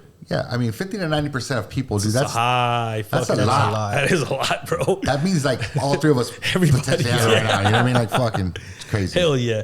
On our last article, it says, this is actually crazy. Caller from Washington hotline shocked when pressing 2 for Spanish. Have you guys ever called the hotline? I've seen that shit. Yeah, okay. Have you guys ever called the hotline and be like, hey, man, hey, I'm not going to wait for the English. Yeah. Dos cabrón. Vámonos, Spanish. Primero dos, right? This shit right? is hilarious, yeah. All right, so it says right here, for months, callers to the Washington State Department of Licensing who have requested automated service in Spanish have instead heard an AI voice speaking English in a strong Spanish accent. Yeah, dude. What the fuck? So I'm going to ask you, let me finish reading this, but I'm going to ask you for an example, okay? The agency has since apologized and says it is trying to fix the problem. Washington residents Maya Edwards learned of the AI accented voice last summer after her Mexican husband tried using the Spanish language option while seeking information about his driver's license. He is bilingual, but saw that the wait time for speaking to a customer service representative in English was long, so he hit 2 for Spanish. So give us an example, Mike Z. It was just like, I don't know, you know, we will, I don't know, I can't do it. Is it weird that I can't do a paisa accent? Oprime dos. Yeah, oprime dos if you want to hear Spanish, right? And, but it's in English. It's in English. Yeah. Do you like it spread in English? You know what I mean? And it's just talking with a Spanish accent, like a hard Spanish accent. I can't do it. So you got to. So she's speaking. Well, it is speaking in English, but Spanish accent in Spanish. Yeah. Can it say Walmart? Yeah, it says like Walmart. Walmart. Si quieres, vamos we're gonna go to the Walmart later and press 2. You know, press dos. There you go. That's basically what it says. You know, it was fucking weird. Perfect example. Yeah. Shit, you know what I mean? Something So, like that. how would you feel? How would that make you feel? Does that something that bothers you, or do you think it's funny like I do, or like? It's funny. Do you want to get help? It's fucking 80-40. You know, 80% disrespectful, 40% funny. You know what I mean? For me. Okay. So you'll laugh, but then you'll be like, wait a minute. These racist motherfuckers. Like, you got what kind of AI you guys got over there? Yeah. I mean, you know what's crazy is as soon as I heard this story, dude, I fucking was like, fucking Donald Trump. I don't know why I blame that motherfucker. I don't know why. So imagine if you're calling, right? You're the one that, you know what? Fuck this. Yo hablo español. Número dos. Fuck it. Skip the line because usually, you know, they do answer quicker. Pues, chingados es esto? Yeah. You know, right away. My mom, she'll be like, what the fuck is going on? Quiero mi licencia, cabrón. Like, what the fuck? What the fuck? What is this? You know? Exactly, dude. I thought I pushed 2 right now. It's fucking crazy, dude. You go to 3. You know, I know. Other. Operator. Yeah. And so I just recently, who was I on the line with, man? I called some company. And they put me through to like it was in English, but they put like an Indian person who had a heavy accent. My God, I can't. Heavy accent. Like I'm trying to be nice. All right. I'm like, hey, can you repeat that again? I'm not understanding you. So then again, I was like, can you repeat? Can you repeat it again? I can't understand. Come again. And they were getting understanding. Yeah, they were getting upset. She was getting upset. Oh, she was getting upset that I couldn't understand. So I said, hey man, just can you please put me with somebody else? And she got upset. She's like, why am I not helping you? I said, I cannot understand you. I need to get this thing done and I cannot understand you. So she gets upset. So then we had to end the conversation. I was like, you know, just please put me with somebody else because this isn't, I'm not understanding. I don't mean to be rude. I'm trying to be nice. You know what I mean? But you cannot understand her. So it was kind of like... Bro, no. I guess in their culture, they take it bad if you say something like that. Yeah, dude, it's so hard. You know, I remember the dude called me. He's like, hello, my name is Robert. I know your name's not fucking Robert. My name is Blake. Blake Robertson. I'm like, what the fuck, Blake? Wait a minute. You know, I'm pretty sure that's not your name. This is starting wrong already. Yeah, dude, you know what I mean? If you're lying to me now. Yeah, dude. I mean, especially like the scammer callers, dude, the ones that call you, the motherfuckers like, I am from the IRS. I'm from the IRS. If you do not pay today, the police will. I'm gonna shut the fuck. Yeah. You know what I mean? We'll turn up the light. Can you do your taxes? Yeah, but dude, heavy people that have that accent is so difficult to understand, dude. And I'm like, excuse me, and they're like, what is the problem? I'm like, you're the fucking problem, dude. What do you mean? Yeah, like, you know what I mean? Like, what are you talking about? I don't understand what you're saying. You need to slow the fuck down, or you and your Spanish accent. Wait, like, you know what? Did it make you like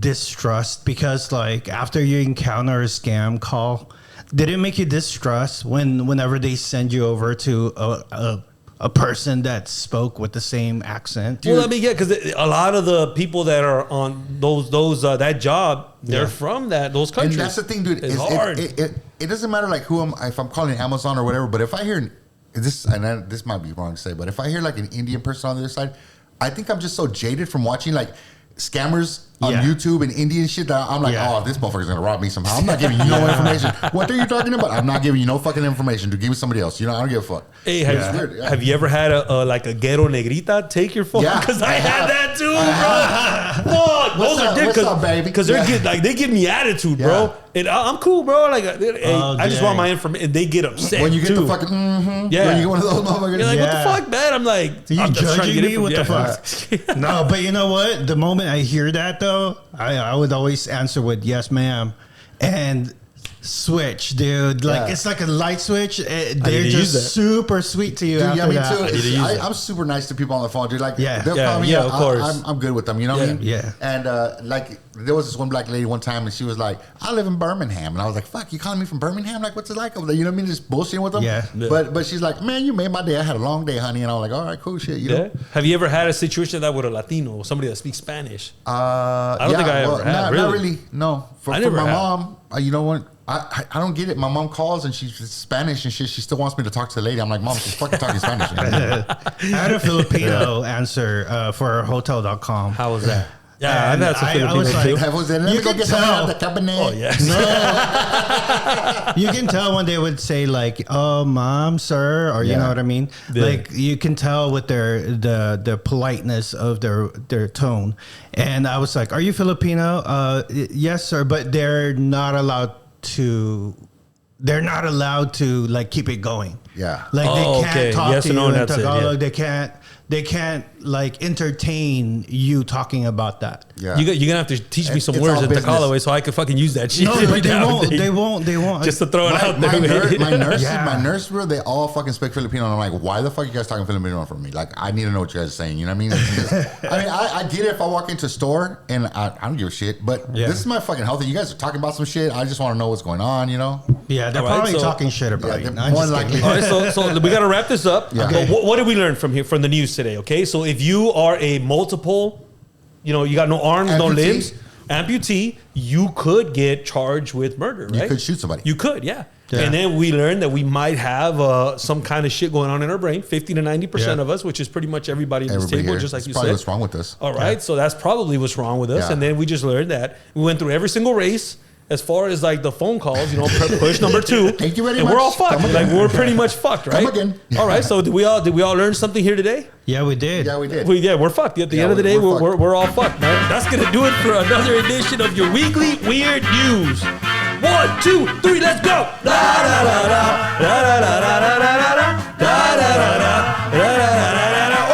All right. So stick around for the second half of the show. We got our broskies from Traxter.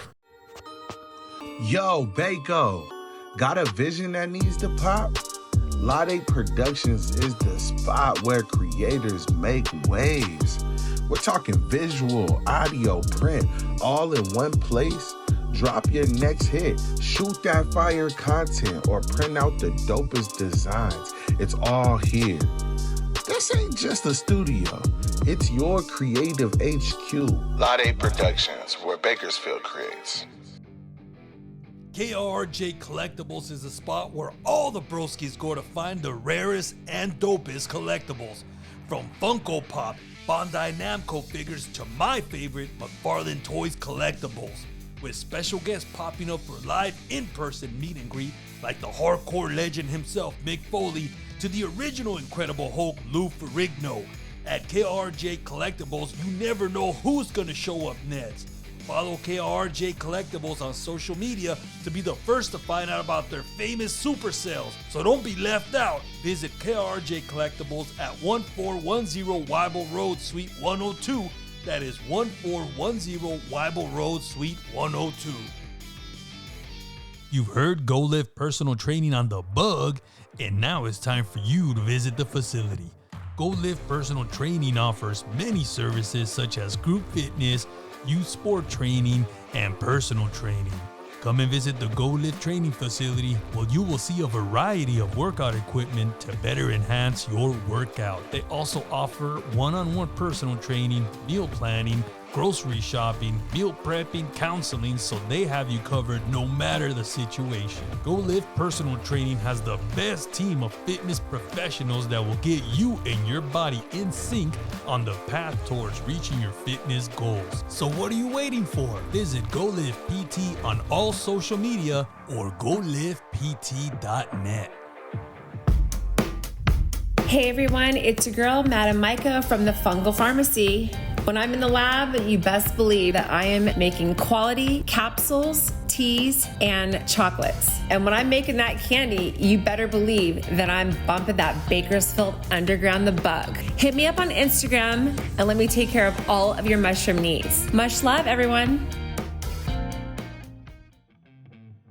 This is your boy Mike Z on the BUG, man. And I want to thank all you guys for listening, but make sure you smash that follow button, hit that like button, and if you don't, I'll catch up with you, putos.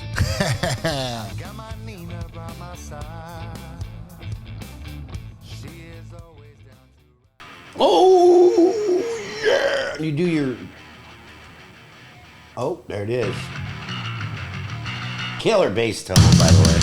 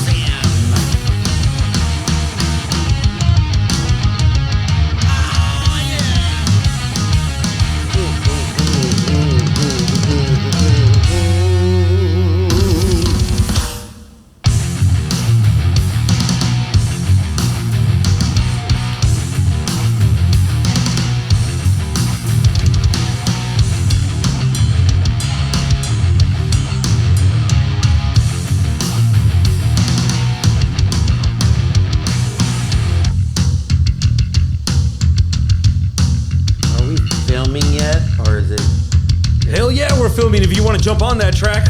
Oh, I didn't know. This is so fun to record. I would have done a few things differently, but it came out really good.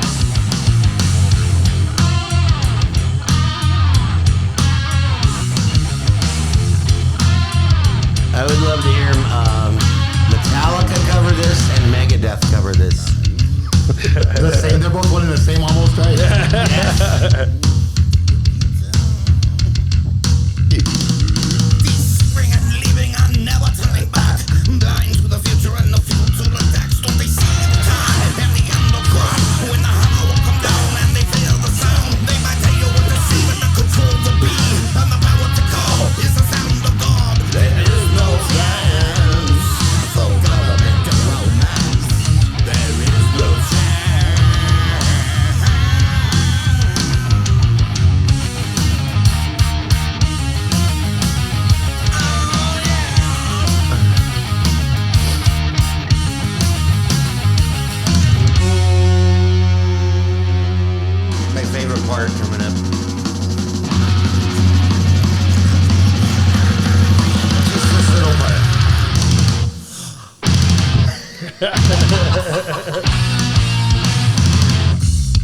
And this part. Oh, no. Okay, we already used twice.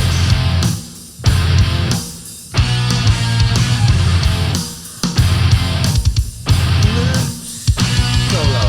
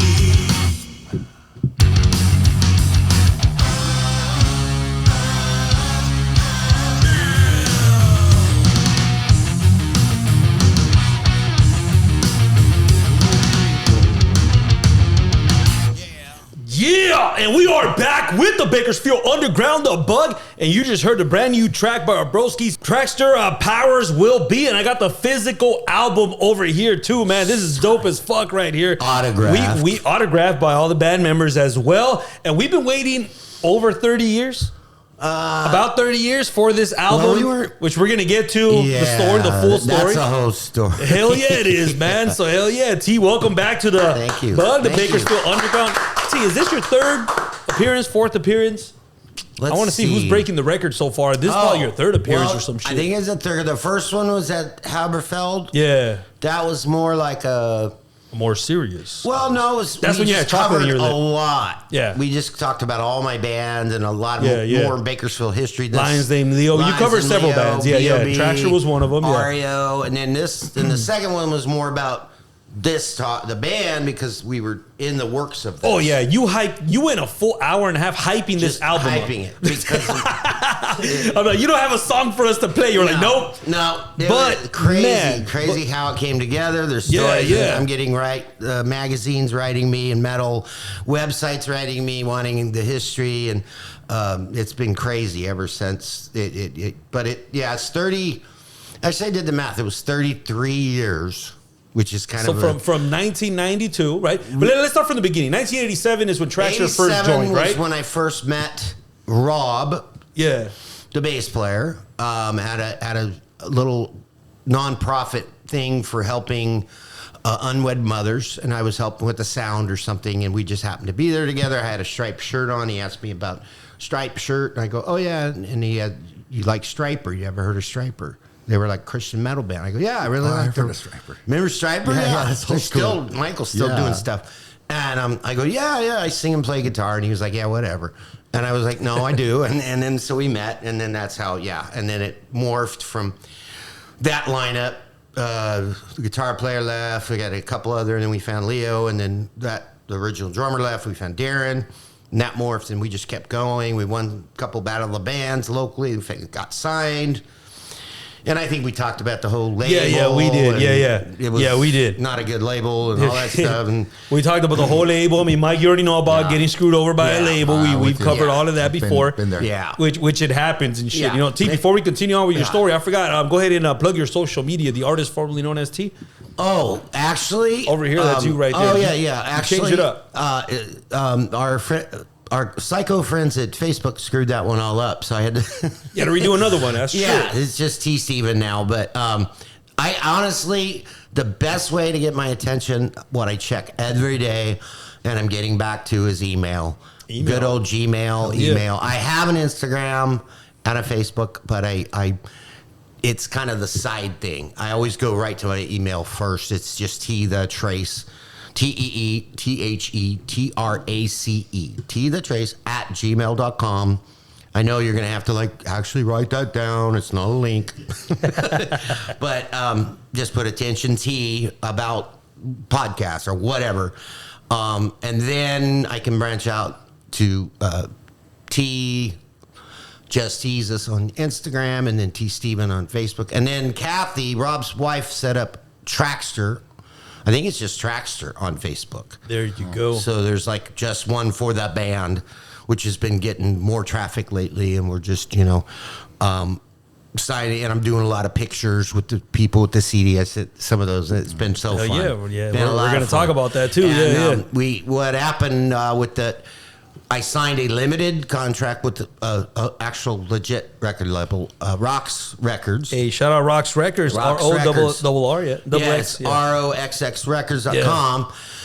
And they sent a check, and then they sent us 30 CDs just for us to have. That's dope. So we had a signing party, which I sent Henry pictures which we're going to be posting pictures throughout this episode right here. And we could actually got the guys together, and we did that, and it was really cool. We signed them. So there you go. Love that right here. These are like collectibles now. I mean, 10 year or a year from now, I'm sure some person that's not very ethical will have these online for sale for like $10,000 or something.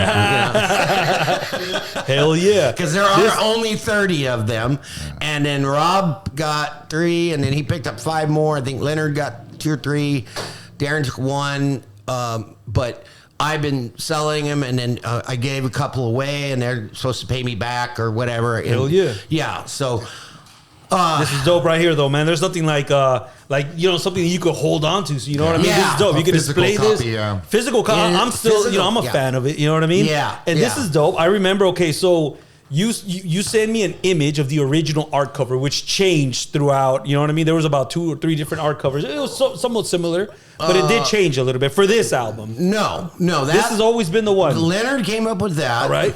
What happened was originally we were talking about artwork and all that, and the layout. And I've done this so many times, and I told the guys in an email, I said, I don't really care. I know whatever Leonard does, it's going to be fine. So I kind of left it there. And he's a Photoshop guy. He does all that. He did. He messes around with everything. He's good. Hell yeah, he is. Yeah. If he ever answers his phone, I could get him business, but he's not a phone guy. So then he wrote me and said, hey, dude, I really, really want your feedback or what you think of this artwork.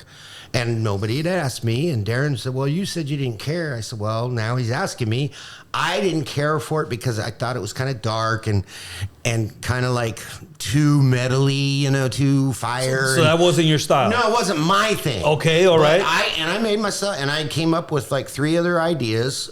Rock the Race with this really badass looking, which was the album release guy running, and it looked cool because our first cassette way back in 87, 88 was Rock in Race, and it was just a set of eyes with the little guy running because Traxter means a race runner.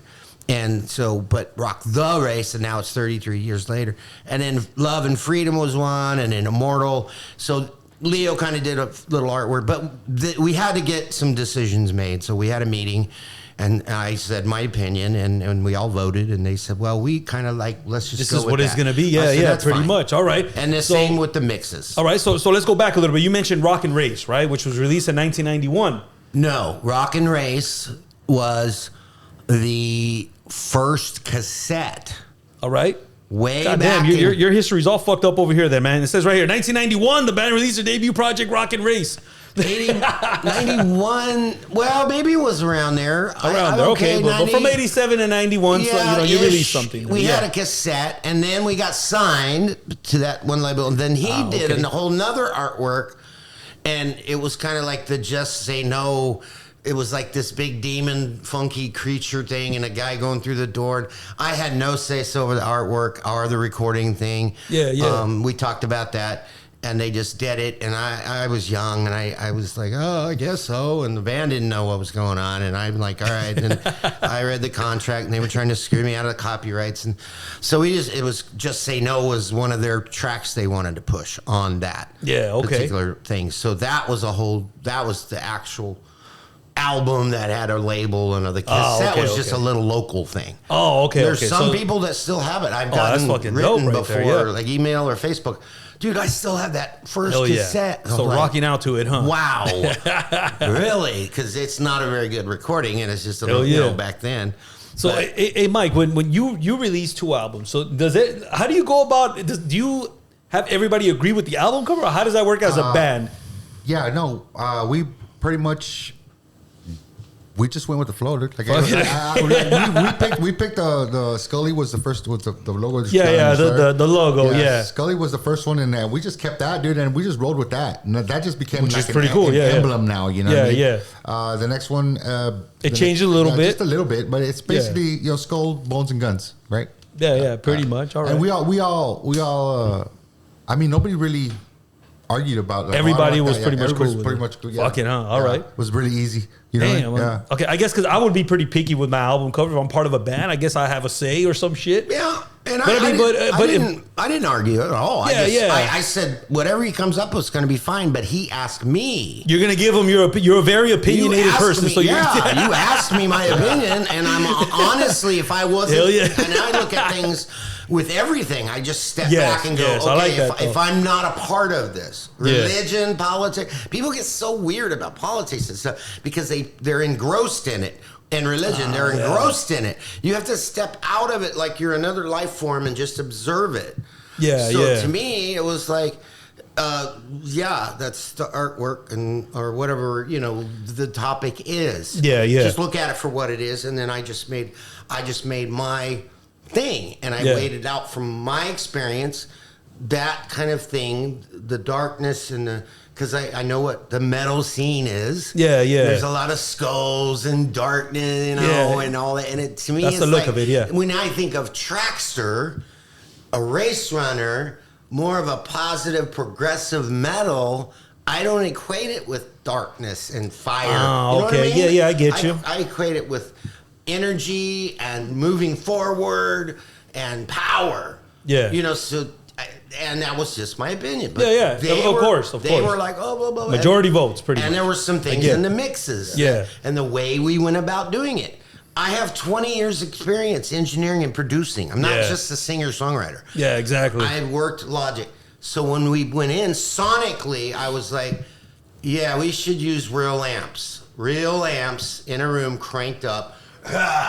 And we should do it this way. And we should tune to D standard in 432 hertz. Because just don't question me, and blah blah blah. But I know what I'm doing, type shit. Yeah, I don't question the art. You don't question this. I got there you go. 20-some years, and dude, I know what works. Yeah. I know where we're going. I know what the end product's already going to be, and I can tell you right now, that is the end product of a digital world, and I can totally hear the difference. Is it good? Is it okay? Yeah, I've had long time music. Oh, dude, that production is awesome. Is it the way I would have it? No. So we had to come. It takes like the dirt and the grunge out of the music, the new digital age.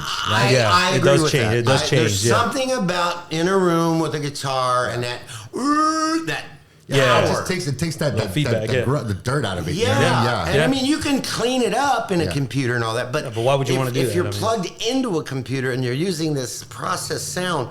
And I was told, dude, they got the amp simulator sound down and you can't tell the difference. I'm like, yeah, I can. Yeah, you can. I totally can. Yeah. Now, the bass tone, I must say, that he used Tone X on it, that was impressive. But I can still feel that it's not organic. It's but digitized. It sounds good. It sounds good. But you can hear it. You got that ear where you could hear it. Yeah. That's because when you've been listening to music so long. You know what I mean? And you know that somewhere along the line, as you get older, somewhere along the line, that shit changed, and you pushed it on the people, the new digitized age, and you're like, dude, what happened to this old dirt fucking rock? This old shit that just sounds dirty and wants to blow up my speakers, right? But even with that, there's newer bands that I A/B'd to that I know for a fact use real amps and real in the now, and you can hear it. I can feel it. I can't name the band right now, but you're already used to that. I was looking for it, going, I don't know, Nickelback or something. This whatever. There's a bunch of Nickelback, all bands. But I mean, you hear that long, I'll wrap around. I mean, it's like wow. I looked up how they did it, dude. They had 8 amplifiers. Yeah. Different brands, and the guy ran through a box that split it, and then they recorded all 8 amplifiers. That's how they got that big, huge, and there's just something to that, man. There's something that's to crazy. that. That's interesting. And then the drums. Darren did a great job on the drums, which all right, so you're skipping through a lot of story, okay? I know, yeah. So Rocket Race gets released, right? The following year, you guys gather back up to work on what was the beginning stages of this album in 1992, am I right? Around that kind of. Rocket Race was the cassette. Yeah. Just Say No. There was another one in between. The album. Yeah. The one that Label did, I think it was just JSN, and it was like the creature. I don't think it was it called Rocket Race? I'd have to look at it again. I can't remember. All I know is a monster and the Just Say No, and the guy had it painted. All they did was take the reel-to-reel that we made at a little church back studio room out on Olive Drive. I remember you were talking about that before. They got me up to Sacramento with Darren, and I just redid the vocals. Tesla had just left the studio, and I went in and wow, and I thought we were going to redo it. We talked about that. Anyway, they just redid that, which was okay.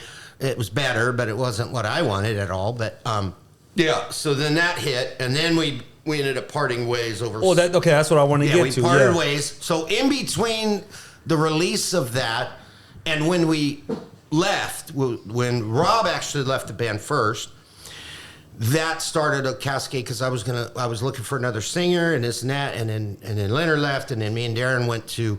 I started Uncle Max, and then we went to the Smoking Armadillos, and he ended up staying with the Smoking Armadillos. Blah blah blah blah blah. So this album wasn't worked on when all the original Traxter members were there? The original. Okay, we got to fix this history you got going on over here. The original members were Danny and Anthony, the first group. The core group. So then he left, the guitar player. Then Anthony left. Then we got Leonard and Darren.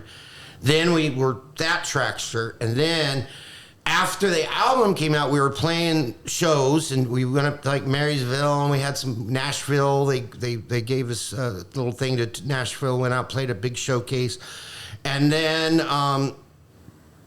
when we split up. But in that time frame, I was still writing. Yeah. We were practicing during our set, but I'm like, hey, I got this new stuff. And all we did was set up a couple microphones in the room. Oh, okay. So it was just a quick little demo so I could have the idea. So we ended up breaking up. I go on, do all this band stuff and move in the studio. I don't know what happened to these cassettes, whatever. Leonard ended up having these after all these years. So he's really biting it and kept talking to Rob and Derek, hey, dude, we can get together. Let's make these, from the demo. Well, I don't know what T's doing. And when did this happen? That happened like a year or two ago. A year. Okay, so now the wheels are turning right here now, okay? Leonard said he'd been like praying about it and just really wanted to have him talking to Darren and Rob about it. And they were like, I don't know, dude. That's a lot of, la, la, la. And then we had a meeting, and I'm like, all right, let me hear what you have. And he sent me, they had stemmed it out in a computer. It was really rough. But you could hear the song, so we built.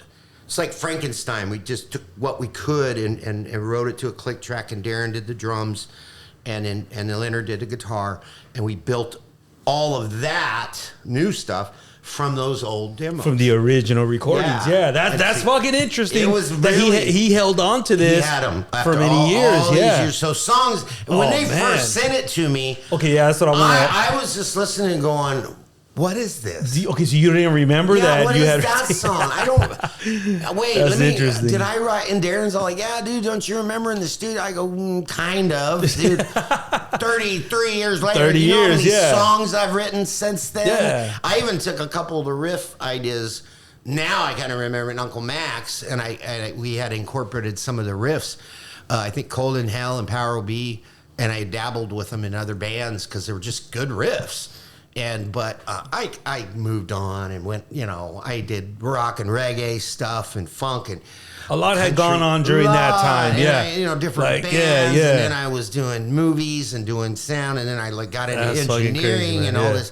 So when I first heard, I just was sitting there staring at it, going, "Who is this person? What in the hell?" And then I had to do all the work of my parts and go, "Oh wow, what was I singing there?" Because they're muffled. The lyrics weren't clear because it was just a couple. So I had to sit there and, okay, what am I saying? And what makes sense? Yeah. And I had to pull key. There was one on there. Can't Run, Can't Hide was originally called Take Heed, and we kind of went back and forth with the name. Then the name of the album became Take Heed. Yeah. But then we went with Can't Run, Can't Hide. But I literally had to rewrite those lyrics from. I had about 20% of the meat from the demo. And what I did was I just used the key words that I could make out, and then I got the concept of what I was trying to say. That's cool, and right then there, I just built on that. In blanks, yeah. Yeah, so I was like, okay, what if I went with that? Oh, that makes sense. And then I sent it to the guys. I go, hey, this is... And they were like, oh, dude, totally works. All right, cool. And that's dope right there. That's what kind of kept me going was their enthusiasm. Hey, but isn't that cool, though, that you can get some recordings from 30 years ago and listen to it? Like, that'll be cool, huh? Yeah, dude. I listened to some of my stuff when I was 22, and I still got maybe 3 or 4 recordings from back in those days, and I'm like, dang, this is crazy. It's crazy, huh? Yeah. Jesus. There's stuff I lost too. Yeah. There's them even before Traxter. Yeah, me too. We lost a lot of my drummer Travis D. That dude. He used to record all of our stuff on a little 8-track. So we had tapes. We had cases of tapes. Wow, look at that. And somehow throughout the years, he somehow lost them, dude. Yeah. I don't know what happened. Man. That's and crazy. And we had stacks of them, and I was like, man, we had some good shit on there too. You know? But, yeah. My first one was a front-loaded 4-track. Yeah. Tascam 4-track. That was the first thing I had. A 4-track. Yep. Yeah. And then I used my other guitar player's 8-track one for Uncle Mac's stuff. We did a whole album on that. And then my dad bought me the 12-track Akai. Nice. Remember the old Akai front load? It took a VCR looking tape. It was reel to reel. I did so much music on that, bro. Dang, like, that's dope. There's songs that I don't even know, like Uncle Mac's tunes. I used to record other bands to make some extra money. Only charged like $10 an hour or something. Crazy at East 21st, that famous studio. Man. Was that difficult to work with that kind of equipment? Because now you could just chop things up in the computer. It's easy, right? But working with it was much more real and organic because I had a big board with 12 ins and 12 outs, and you had punch in, punch out. It was actually easier. Yeah, it was kind of easier, but you couldn't do the magic you can do with the computers now. Yeah, because there's so much you could do now, obviously, right? Yeah, you were limited. You were limited, but it was easy. You know, but it was like punch in. Music, okay, though, huh? do that one part. I'm going to punch in right before the solo, and then punch you out. Yeah, and then you listen to it and go, okay, but you couldn't do all like the EQing and the doubling and the effects and all that. That was that was what they call in post. You'd have to run it through. That's like when I went to that studio in Sacramento. Yeah. In that day, all the stuff that's in the computer tower now was in a wall, dude, of effects. A wall. Like your wall. Yeah, I went in a booth and I'm like, like and he had reverb unit and an echo and a blah, blah. And you had to patch that shit into the board and then run your stuff through, and all that's history. So what would happen if you messed up? Let's say somebody messed up with a note, or the singer didn't get it right. Well, if you're recording all at the same time, start over. You were hoping that one guy was tracked separately. So if you're you're recording live and everything was mic'd, and let's say that guy messed up a vocal, you could go back and just punch in that vocal, and hopefully, if you're lucky, it wouldn't bleed over, you could kind of fix it, but. It's like, dude, it would bleed over probably, then you have that. So if you could do that, but if the band had to really know their shit, I mean, either you know your stuff or you go home and practice to a click, whatever you got to do, and nail it, or you would track. So you'd lay a click or something, or the bass and the drums would record at the same time. Maybe with this, the singer kind of mouthing the word. Now, okay, you got the drums, and then you would stack a guitar, and then you would stack. So there was different ways. Is that the best way of doing it? Or there's no best way, really. Do you ever have like when you were recording other bands or you guys record, you guys always go to a click? That again, it varies from. That throws a lot of people off too, band huh? to band. Believe it or not, it's for like our band. Like we can't do that shit. Like Scotty cannot. But it's not just your band; it's a lot of bands that we hear the same story. Everybody's so different. Crazy, yeah. Some drummers just prefer that. I want to give me a feel. I want that feel. Yeah. And then there's people like, no, I want to click for sure. Just to stay on beat. Just to stay, and they play around the click, Because a lot of times, when like the music gets softer, people tend to slow down. Right. You know what I mean? Yeah. So you got to be like, you got softer and you got to stay on beat. You know what I mean? So that's... It's up to the artist. Yeah. Everybody's different. And nowadays, I would say about 90% is done to a click. Yeah. Because it's so computerized, and a lot of people go to there's no like freestyle jazz. I mean, there's freestyle jazz. It's like stuff. organic. Jazz, Where just the guy here just play that, and they just kind of go and they feel it, and they boo, but I would say most music nowadays is go to a click. Yeah, goes to some kind of click, and again, it depends on the music. Totally depends on. Yeah. If you're doing freestyle jazz, you don't want to fucking click. That's ridiculous. Yeah, of course. It changes the whole thing. You hang on notes, you get up beats. Exactly. You doing hip hop, it's a click. Come on. Yeah. I don't know. Basic rock and roll. It's pretty much basically everything you hear on the radio nowadays. It's too polished. I would say to that. So tell me, okay, you start working on this album right here. At what point are you like, hey man, we got something here now? Like we still got it. This is sounding what I was hearing, what I'm trying to come to put out. I would say the first meeting that we had. All right. We went to Darren's, and those three had been talking, and they're like, well, we need to see where T's head's at with this thing.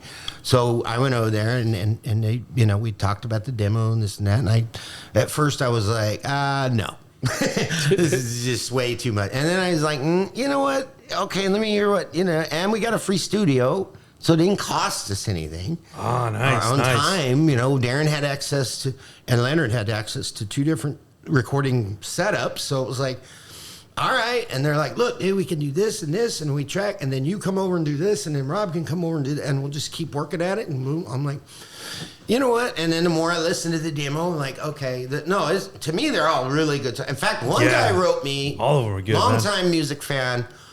I met up at the bank, and he said, dude, I want one. I'll buy it. I don't care. And where are you? I'll come get it. And I took a picture. His name's Mark George, and he listened to it, called me a couple of days. He goes, dude, this fucking album is like, every single track, it sounds like something progressive metal now would put out. And I can't believe this shit's 33 years old. That's crazy, man. Because it sounds like a fresh new metal band that just came out. Oh, hell yeah. So that was like, wow, bro. Like, this is dope. Music is so timeless like that, though, So since the last time you came on the show, right? You hyped the hell out of this album. Yeah. Right? And when you send me I think you sent me an early copy of it, right? Was it you who sent me an early copy? I don't know. I think I through email. By. No, not. It was through email. Was it? I think you were sending me like a track. Where it's streaming or whatever. Yeah. It was before it got released. Maybe. And dude, I was like, wow, this album is really fucking good. I think so. Yeah. So I'm glad that we get to share it with everybody over here now. You know what I mean? So let's listen to the album. I'm tired of talking about it. Let's listen to this fucking album, okay? So hell yeah, man. So Traxter Take Heat is available right now on all streaming platforms. Go ahead and check it out. The first song we got over here is Can't Run, Can't Hide. What can you tell me about this dope ass track right here? That lick's really fun to play.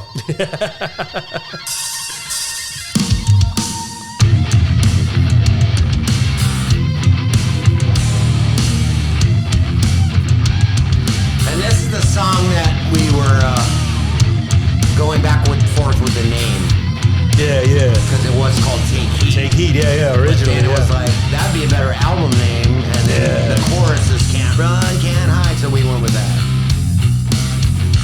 It's the perfect intro for this album right here. Sets the mood. Yeah. That was Darren and me's choice. We kind of went, out of all these, if we were a record label, and they're play us your best song. We don't care. That one. Oh, that was.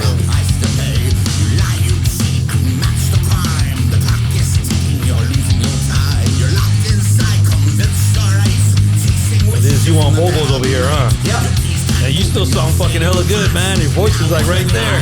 I've settled into my voice over the years. Yeah. I wish I could have spent a little more time on the vocals. I would have produced the vocals a little bit hotter, maybe, but good there. And it's funny, the people that know about the first album, if you know that one, my voice is completely different. Really? Yeah, we had one guy write, and he was bagging on it. On Rock's record, they put out one, and the guy's like, this is a Traxter, that's not even the original member, blah, blah, blah. And I was like, I wrote the guy, I go, dude, this is T, that's me singing. I don't sing like that anymore, because I put my voice, and I grew into my voice. I'm 33 years later, I'm a baritone, bro. I was trying to be something, at the early Traxter days, I was trying to be something I wasn't. I was pushing my voice because I wanted to be like the metal bands of the day. And I hadn't found myself yet. I was still working through that. So, people, haters will be haters. So here we go. Oh, yeah. This was Darren's little ad. He changed the little solo thing with. If you hear the 2 different solo on the demo and what I did then or now, I picked all the little tasty parts. Because on the first one, I was so young and full of I tried to keep these solos a little more melodic and flowy kind of. Oh, this sounds perfect on the headphones, man. Yeah. Sounds good. I tell everybody, please listen to it on good headphones. Don't play it on your phone.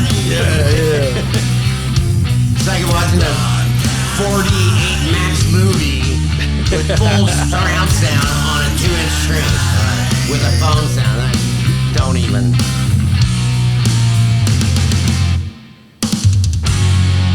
Listen real close here.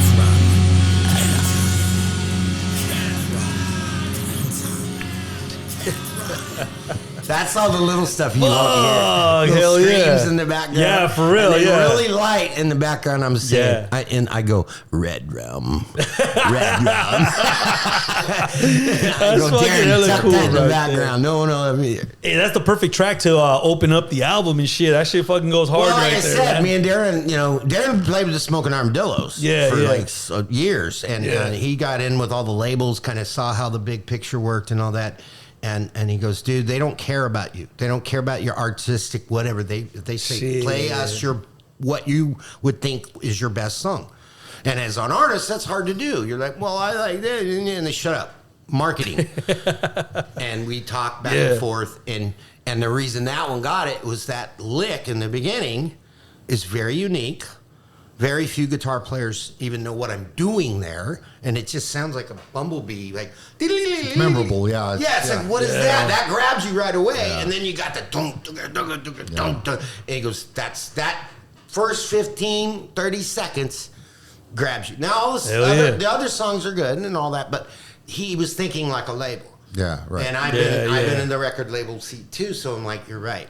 And that's the one. Right. And I encourage every band. I know it's hard to do.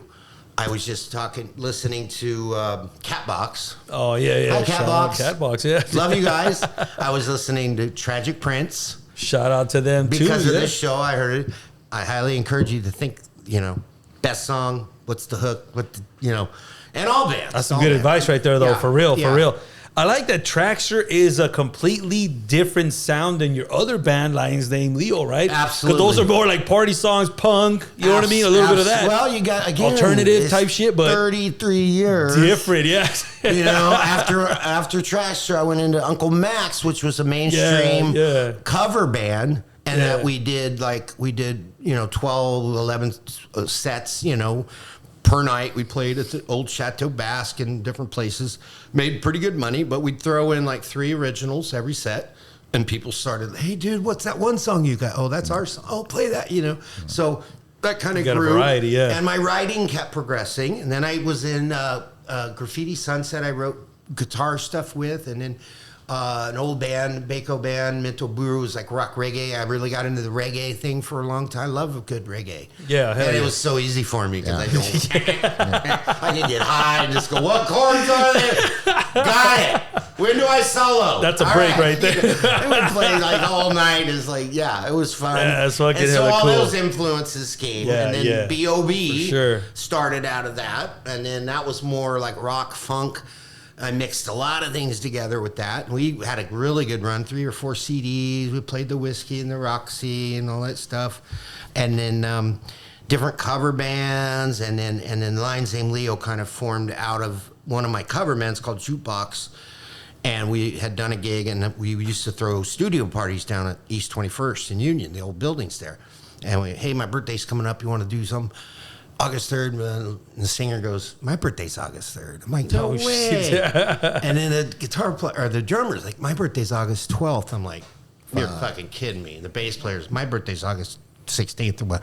We're all Leos. Oh, shit. Oh, that's we where it did came not from, know yeah. that. We'd been playing together, That's crazy. doing originals and covers, and Joe played horn and sang, so we had something a little different. And so that's when the idea of a lion band kind of came up. And I spent about a week just kicking names around. And so we went out for a little bit. We were Jukebox, a.k.a. Lion's Name Leo, but that confused people. So we actually changed our whole Just name change it up. to Hell yeah. Lion's Name Leo. Which Lion's Name Leo is available also. Check it out, man. Those are cool-ass party songs right there. I love that. A lot of fun songs. Hell yeah. But let's continue with the Traxter tracks over here. The next one I got over here is Game of Life. Game of Life. Another dope-ass song. Reminds me, I told Darren it's like us riding horses in the Old West because of the beat, like right here. It has that gallop thing. That motorcycle riding. Motorcycle riding. Yeah. Kind of simple chords, bass, then a little harmonized.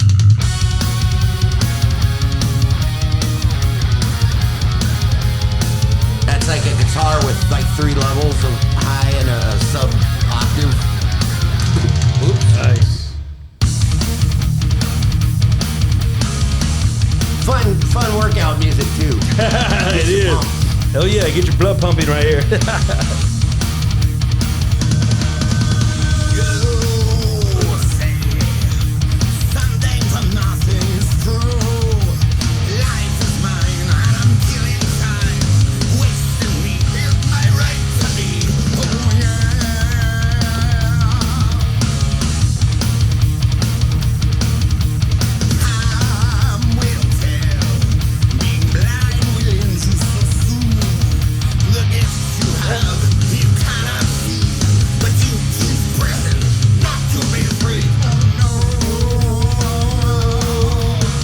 I love that you include the lyrics over here on the album right here. That's fucking dope, man. I love all this right here. A lot of work. Hell yeah. Then there were some misprints, and oh man, we had to go back and forth. And Oh, really? I think they're all right now. Still misspelled my name once on it, but Oh man.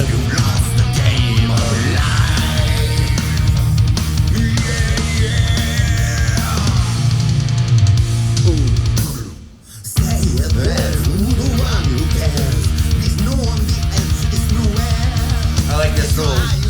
It's an off time we did right here.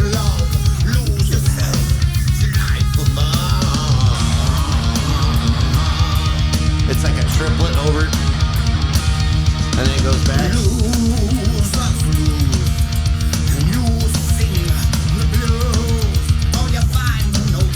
Then we added some high stuff here on the break.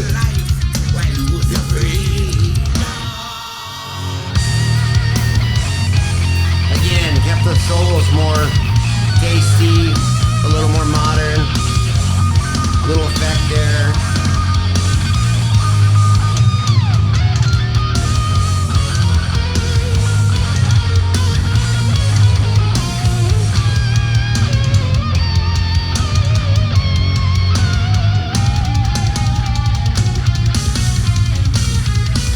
But I gotta give it up for Darren, man, because he had 3 back surgeries.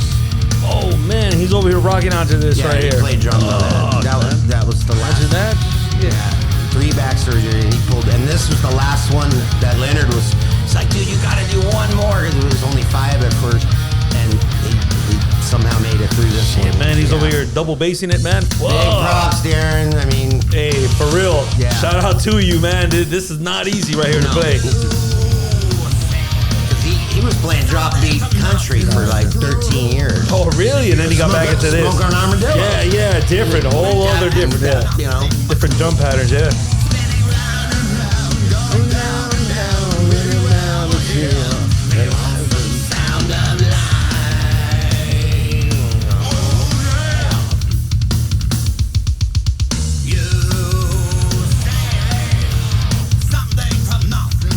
Once again, this whole album, this just like, dude, it just keeps going, man. Like, you only got like maybe like one slow song, pretty much. Everything else is just go, go, go, go. Yeah. This is dope, right? I love this though. I mean, playing this album live would probably be fucking hard to get through, right? Like playing this live. Oh yeah.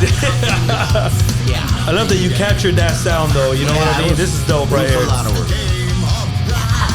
It's and several people that when are you gonna play live? I'm like, it's hard. We're 60, bro. That's 20-year-old music. You know what I mean? Like 60, 20. Now I'm down Just to buy find the album. Yeah, I'm down to find some young cats that are full of piss and vinegar. Oh, and man, they hell love it. yeah. They want to cover the album. I'm like, Hey, that'll be dope. Traxter too. I don't Hell care. yeah. Hey, you got to jump on one of those songs at least. Yeah, At least. I highly encourage you. If a young This man is hears dope right any here. of my music and wants to cover it, I'm like, where do I sign? Here, go ahead. Hell yeah, man. Give What me- do you give think me- so far, Mike? I mean, How you digging it's, this? it's very full of it's very It's fucking energetic. dope, That's what I huh? was thinking. I was, man, I'll be tired playing that shit. You know what I mean? Because I get tired. Because we keep ours kind of high energy too, and man, I get tired, bro. Yeah. You know what I mean? But it's there, man. Well, in the day, we used to practice. In fact, other bands were just blown away because we would practice 3 to 4 nights a week 4 to 6 hours a night because we didn't drink, we didn't do drugs. We got there. You were focused. We were worked during the day, and we went, and then we do our warm ups. I had the practices all kind of segmented. We do warm ups for so long, and then vocalizes for all the backup. We'd practice our okay, let's work on it. Set a click, repeat it. Then we'd play the whole set, take 10-minute break, do warm ups again, practice the whole set. Yeah. Oh, there you go. And we didn't just stand there and play. I said, there's 10,000 people in front of us. We put mirrors and we'd play like we were playing live. Yeah. And then we'd have new music time. How would you feel about putting those mirrors now and you guys would be like, what the fuck are we doing? What happened? What did he say? Turn back the time machine. The next one I got over here is The Captain. The Captain. Hell yeah. That's a cool lick. Hell yeah.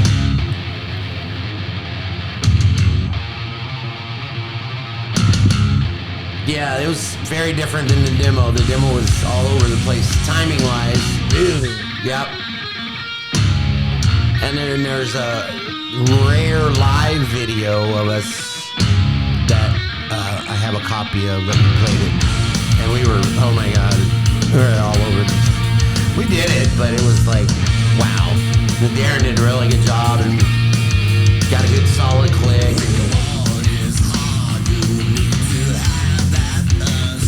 Oh, and this one has some really cool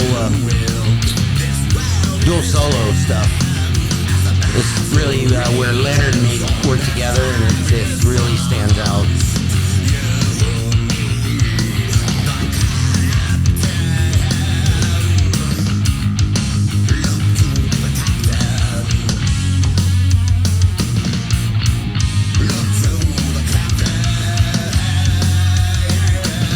This song right here, was it one of the original recordings also? As far as being on the demo stuff? Yeah. Oh, nice, yeah, it was really rough, but it was a little better recording than Kiki or Cameron and I had a couple other. I don't know what we did, but this one we must have had like maybe 3 or 4 mics around because I could hear the vocal better. I could hear, so it was a little easier to build it from it, and then we pretty much kept it the same. Nice, as far as I know.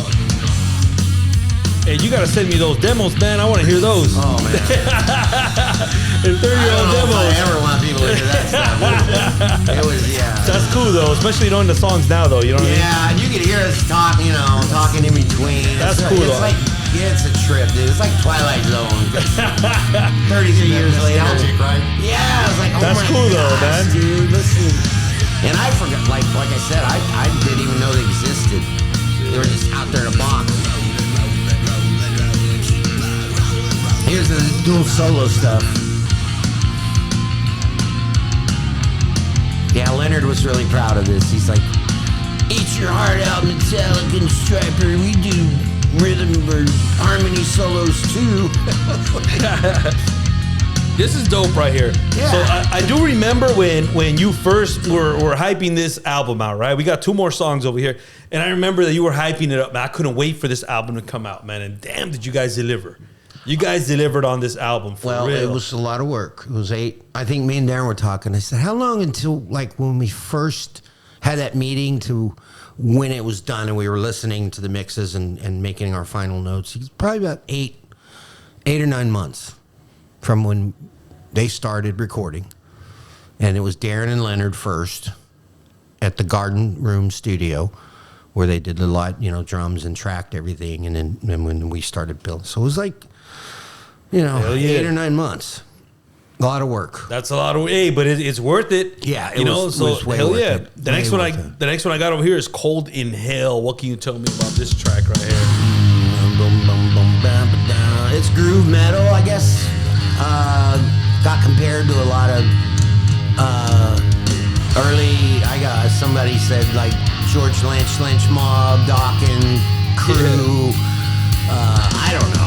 This is one that I brought over into Uncle Max.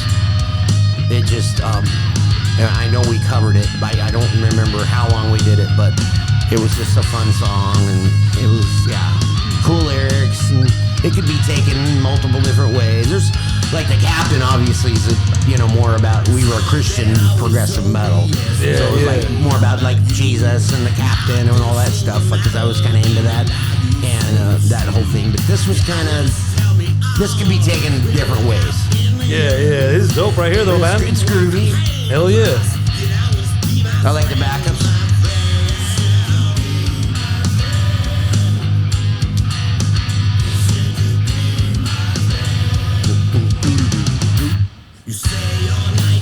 Another one I really like the bass on. Even though it's a digital Tonex, but it's just got a good round, full tone. I like tracks like these right here too, man. This is fucking dope right here.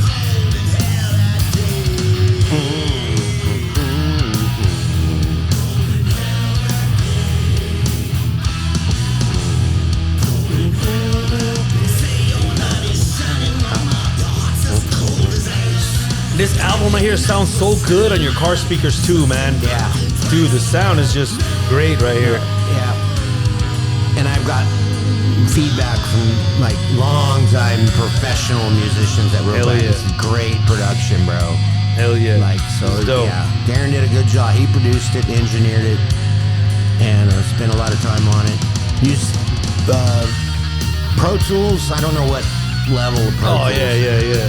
And you get all that done? He got, you guys probably don't know who Josh Graham is. He was the rhythm guitar singer for Smoking Armadillos. Also a master Pro Tools. Oh, man. He's a master. Like, went to school for it, and he came over to Darren to listen to it. That was dope. And he gave him, like, dude. Hell yeah. This is way beyond quality production. Way beyond demo level. This is radio ready. Hell yeah. So, yeah, we're really proud of it. Sounds really good, man. Hell yeah, it does. Yeah. I mean, it could go on radio right now. Like, yep. Hell yeah. And we got the last track over here that I have to end the album is Freedom. What can you tell me about Freedom? Because you're ending it in a big way. You even got the prelude and everything. Did you hear the prelude? Yeah. We gotta give a little shout out to the prelude thing. Hell yeah. It comes on. Well, I don't know if you can play that. Yeah. The prelude. Yeah. It's like a minute just long. A little.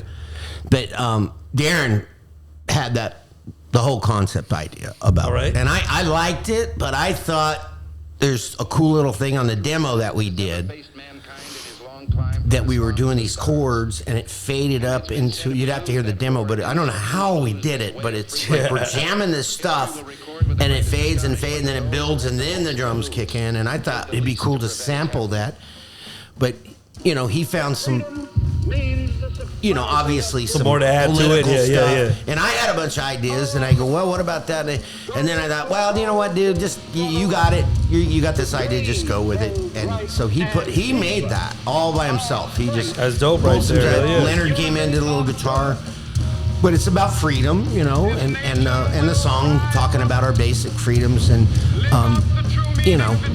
America and all that. So America, right here.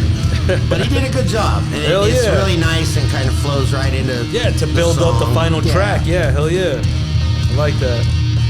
I think Ronald Reagan's in there. I think Martin Luther King.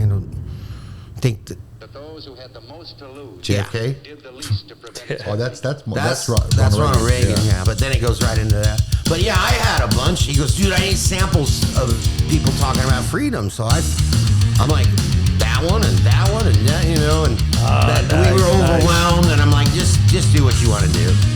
Hell yeah. Yeah, but what a great way to end the album, though, man. This is dope right here. It's really in a big way. Really good song, too. I did.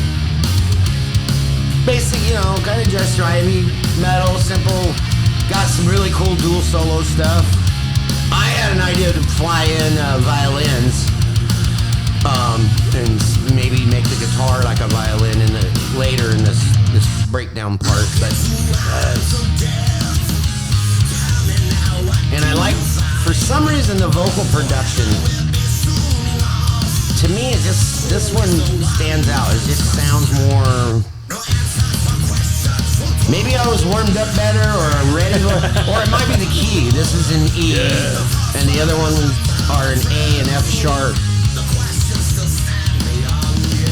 and then Why was this song chosen to be the last one? I don't know. I mean, it just fits there perfectly, Yeah, you know? we went back and forth. Basically, it was up to me and Darren because Rob and Leonard were like, yeah, whatever. And so we kind of kicked ideas. We were definitely settled on Can't Run, Can't Hide just because mainly because that guitar lick and that first riff. It just grabs you. But I don't know. I think it's a nice order. I think the order worked out really well. Hell yeah, this is dope right here. See, I would add more choir effect right here. Yeah, I see it. Bigger sound right here. More voices. I just personally, this is my best vocal performance on the whole album, I think. Really? Okay, yeah, this is pretty good. The whole album was good, actually. I just like the meat of my voice here. Hell yeah. And this is the one with the, well, you'll hear it. We do the regular guitar solo, which is cool. And again, if you heard the demo and then what I did with this, you'd be like, oh. Now here, so one guitar and the bass, right? And then the harmony will kick in, and then we go into this whole other section. There's the two guitars. Iron Maiden, you know? Yeah, this is dope right here, man. Two guitar, total Iron Maiden riffy kind of. This is dope right here, man. Yeah. Just remember, Traxter Take Heat is available on all streaming platforms right now. Go ahead and check it out. We just gave you a little preview of it right now, man. But this is dope as fuck right here, man. Thank you, bro. T, thank you very much for bringing this over here to the show, man. This was really cool. Mike, what'd you think about it, man? Dude, that's a headbanging shit. That's crazy. That should make you speed on the freeway, bro. It will, This is dope right here. If officer pulls you over, why are you speeding? I got fucking Traxter playing, bro. You gotta let me go. Come on. Hell yeah. Freedom. That is hilarious, man. T, thank you very much for coming on the show, man. It's always a pleasure to have you over here. And again, I want to give a shout out to. Oh, yeah, go ahead, man. Go ahead. Catbox. Catbox, and Tragic Prince, yeah. And that other new band I think is hilarious right now that's big is Angeline D. Polianing. I'm gonna have to check them out. Have you seen them? You've seen them. They're all over the internet. They wear the big heads with the long, and they play have to check that out. You haven't heard them yet? No, I haven't. Yeah, they came out and they do live and they do this thing and they chant before. They're just goofy as hell. Rick Beato talks about them. They're a French group or something, but it's just two. It's like White Stripes. Oh, that's cool. Okay. And they wear this thing. I thought for sure you'd Simple heard but of good. them. Yeah, I'm gonna have to check them out. Yeah, I can't. I'm saying the name wrong, but they're we'll like look French them up. Yeah. Anyway, but thank you. Thank go you. Go ahead guys. and plug social media, man. Where can we find you at on social media? Mainly for Traxter, it's just Facebook. Traxter. Traxter. You can write there, and then I think my Facebook is working. It's just T Steven, TEESTEVEN. But I mainly use email. But if you really want to get my attention, because you can send me stuff, I can send you pictures, and then we can connect out from there. T the Trace, TETHETRACE at Gmail, and just say, hi T, what's up, and whatever you want to say in all capital letters, because I get a lot. But anytime, day or night, I don't care. I would give my phone number out, but he says that's not a good idea. Don't do that. Don't do that here, man. 1-800, you don't get it. Yeah, you don't want to do that. Hell yeah, but T, it's a pleasure to have you over here on the show once again, man. Thank you very much, man, for real. And we'll catch you guys on the next one, man. Thanks See to the ya. bug. Thanks to the bug. Peace out. Yeah.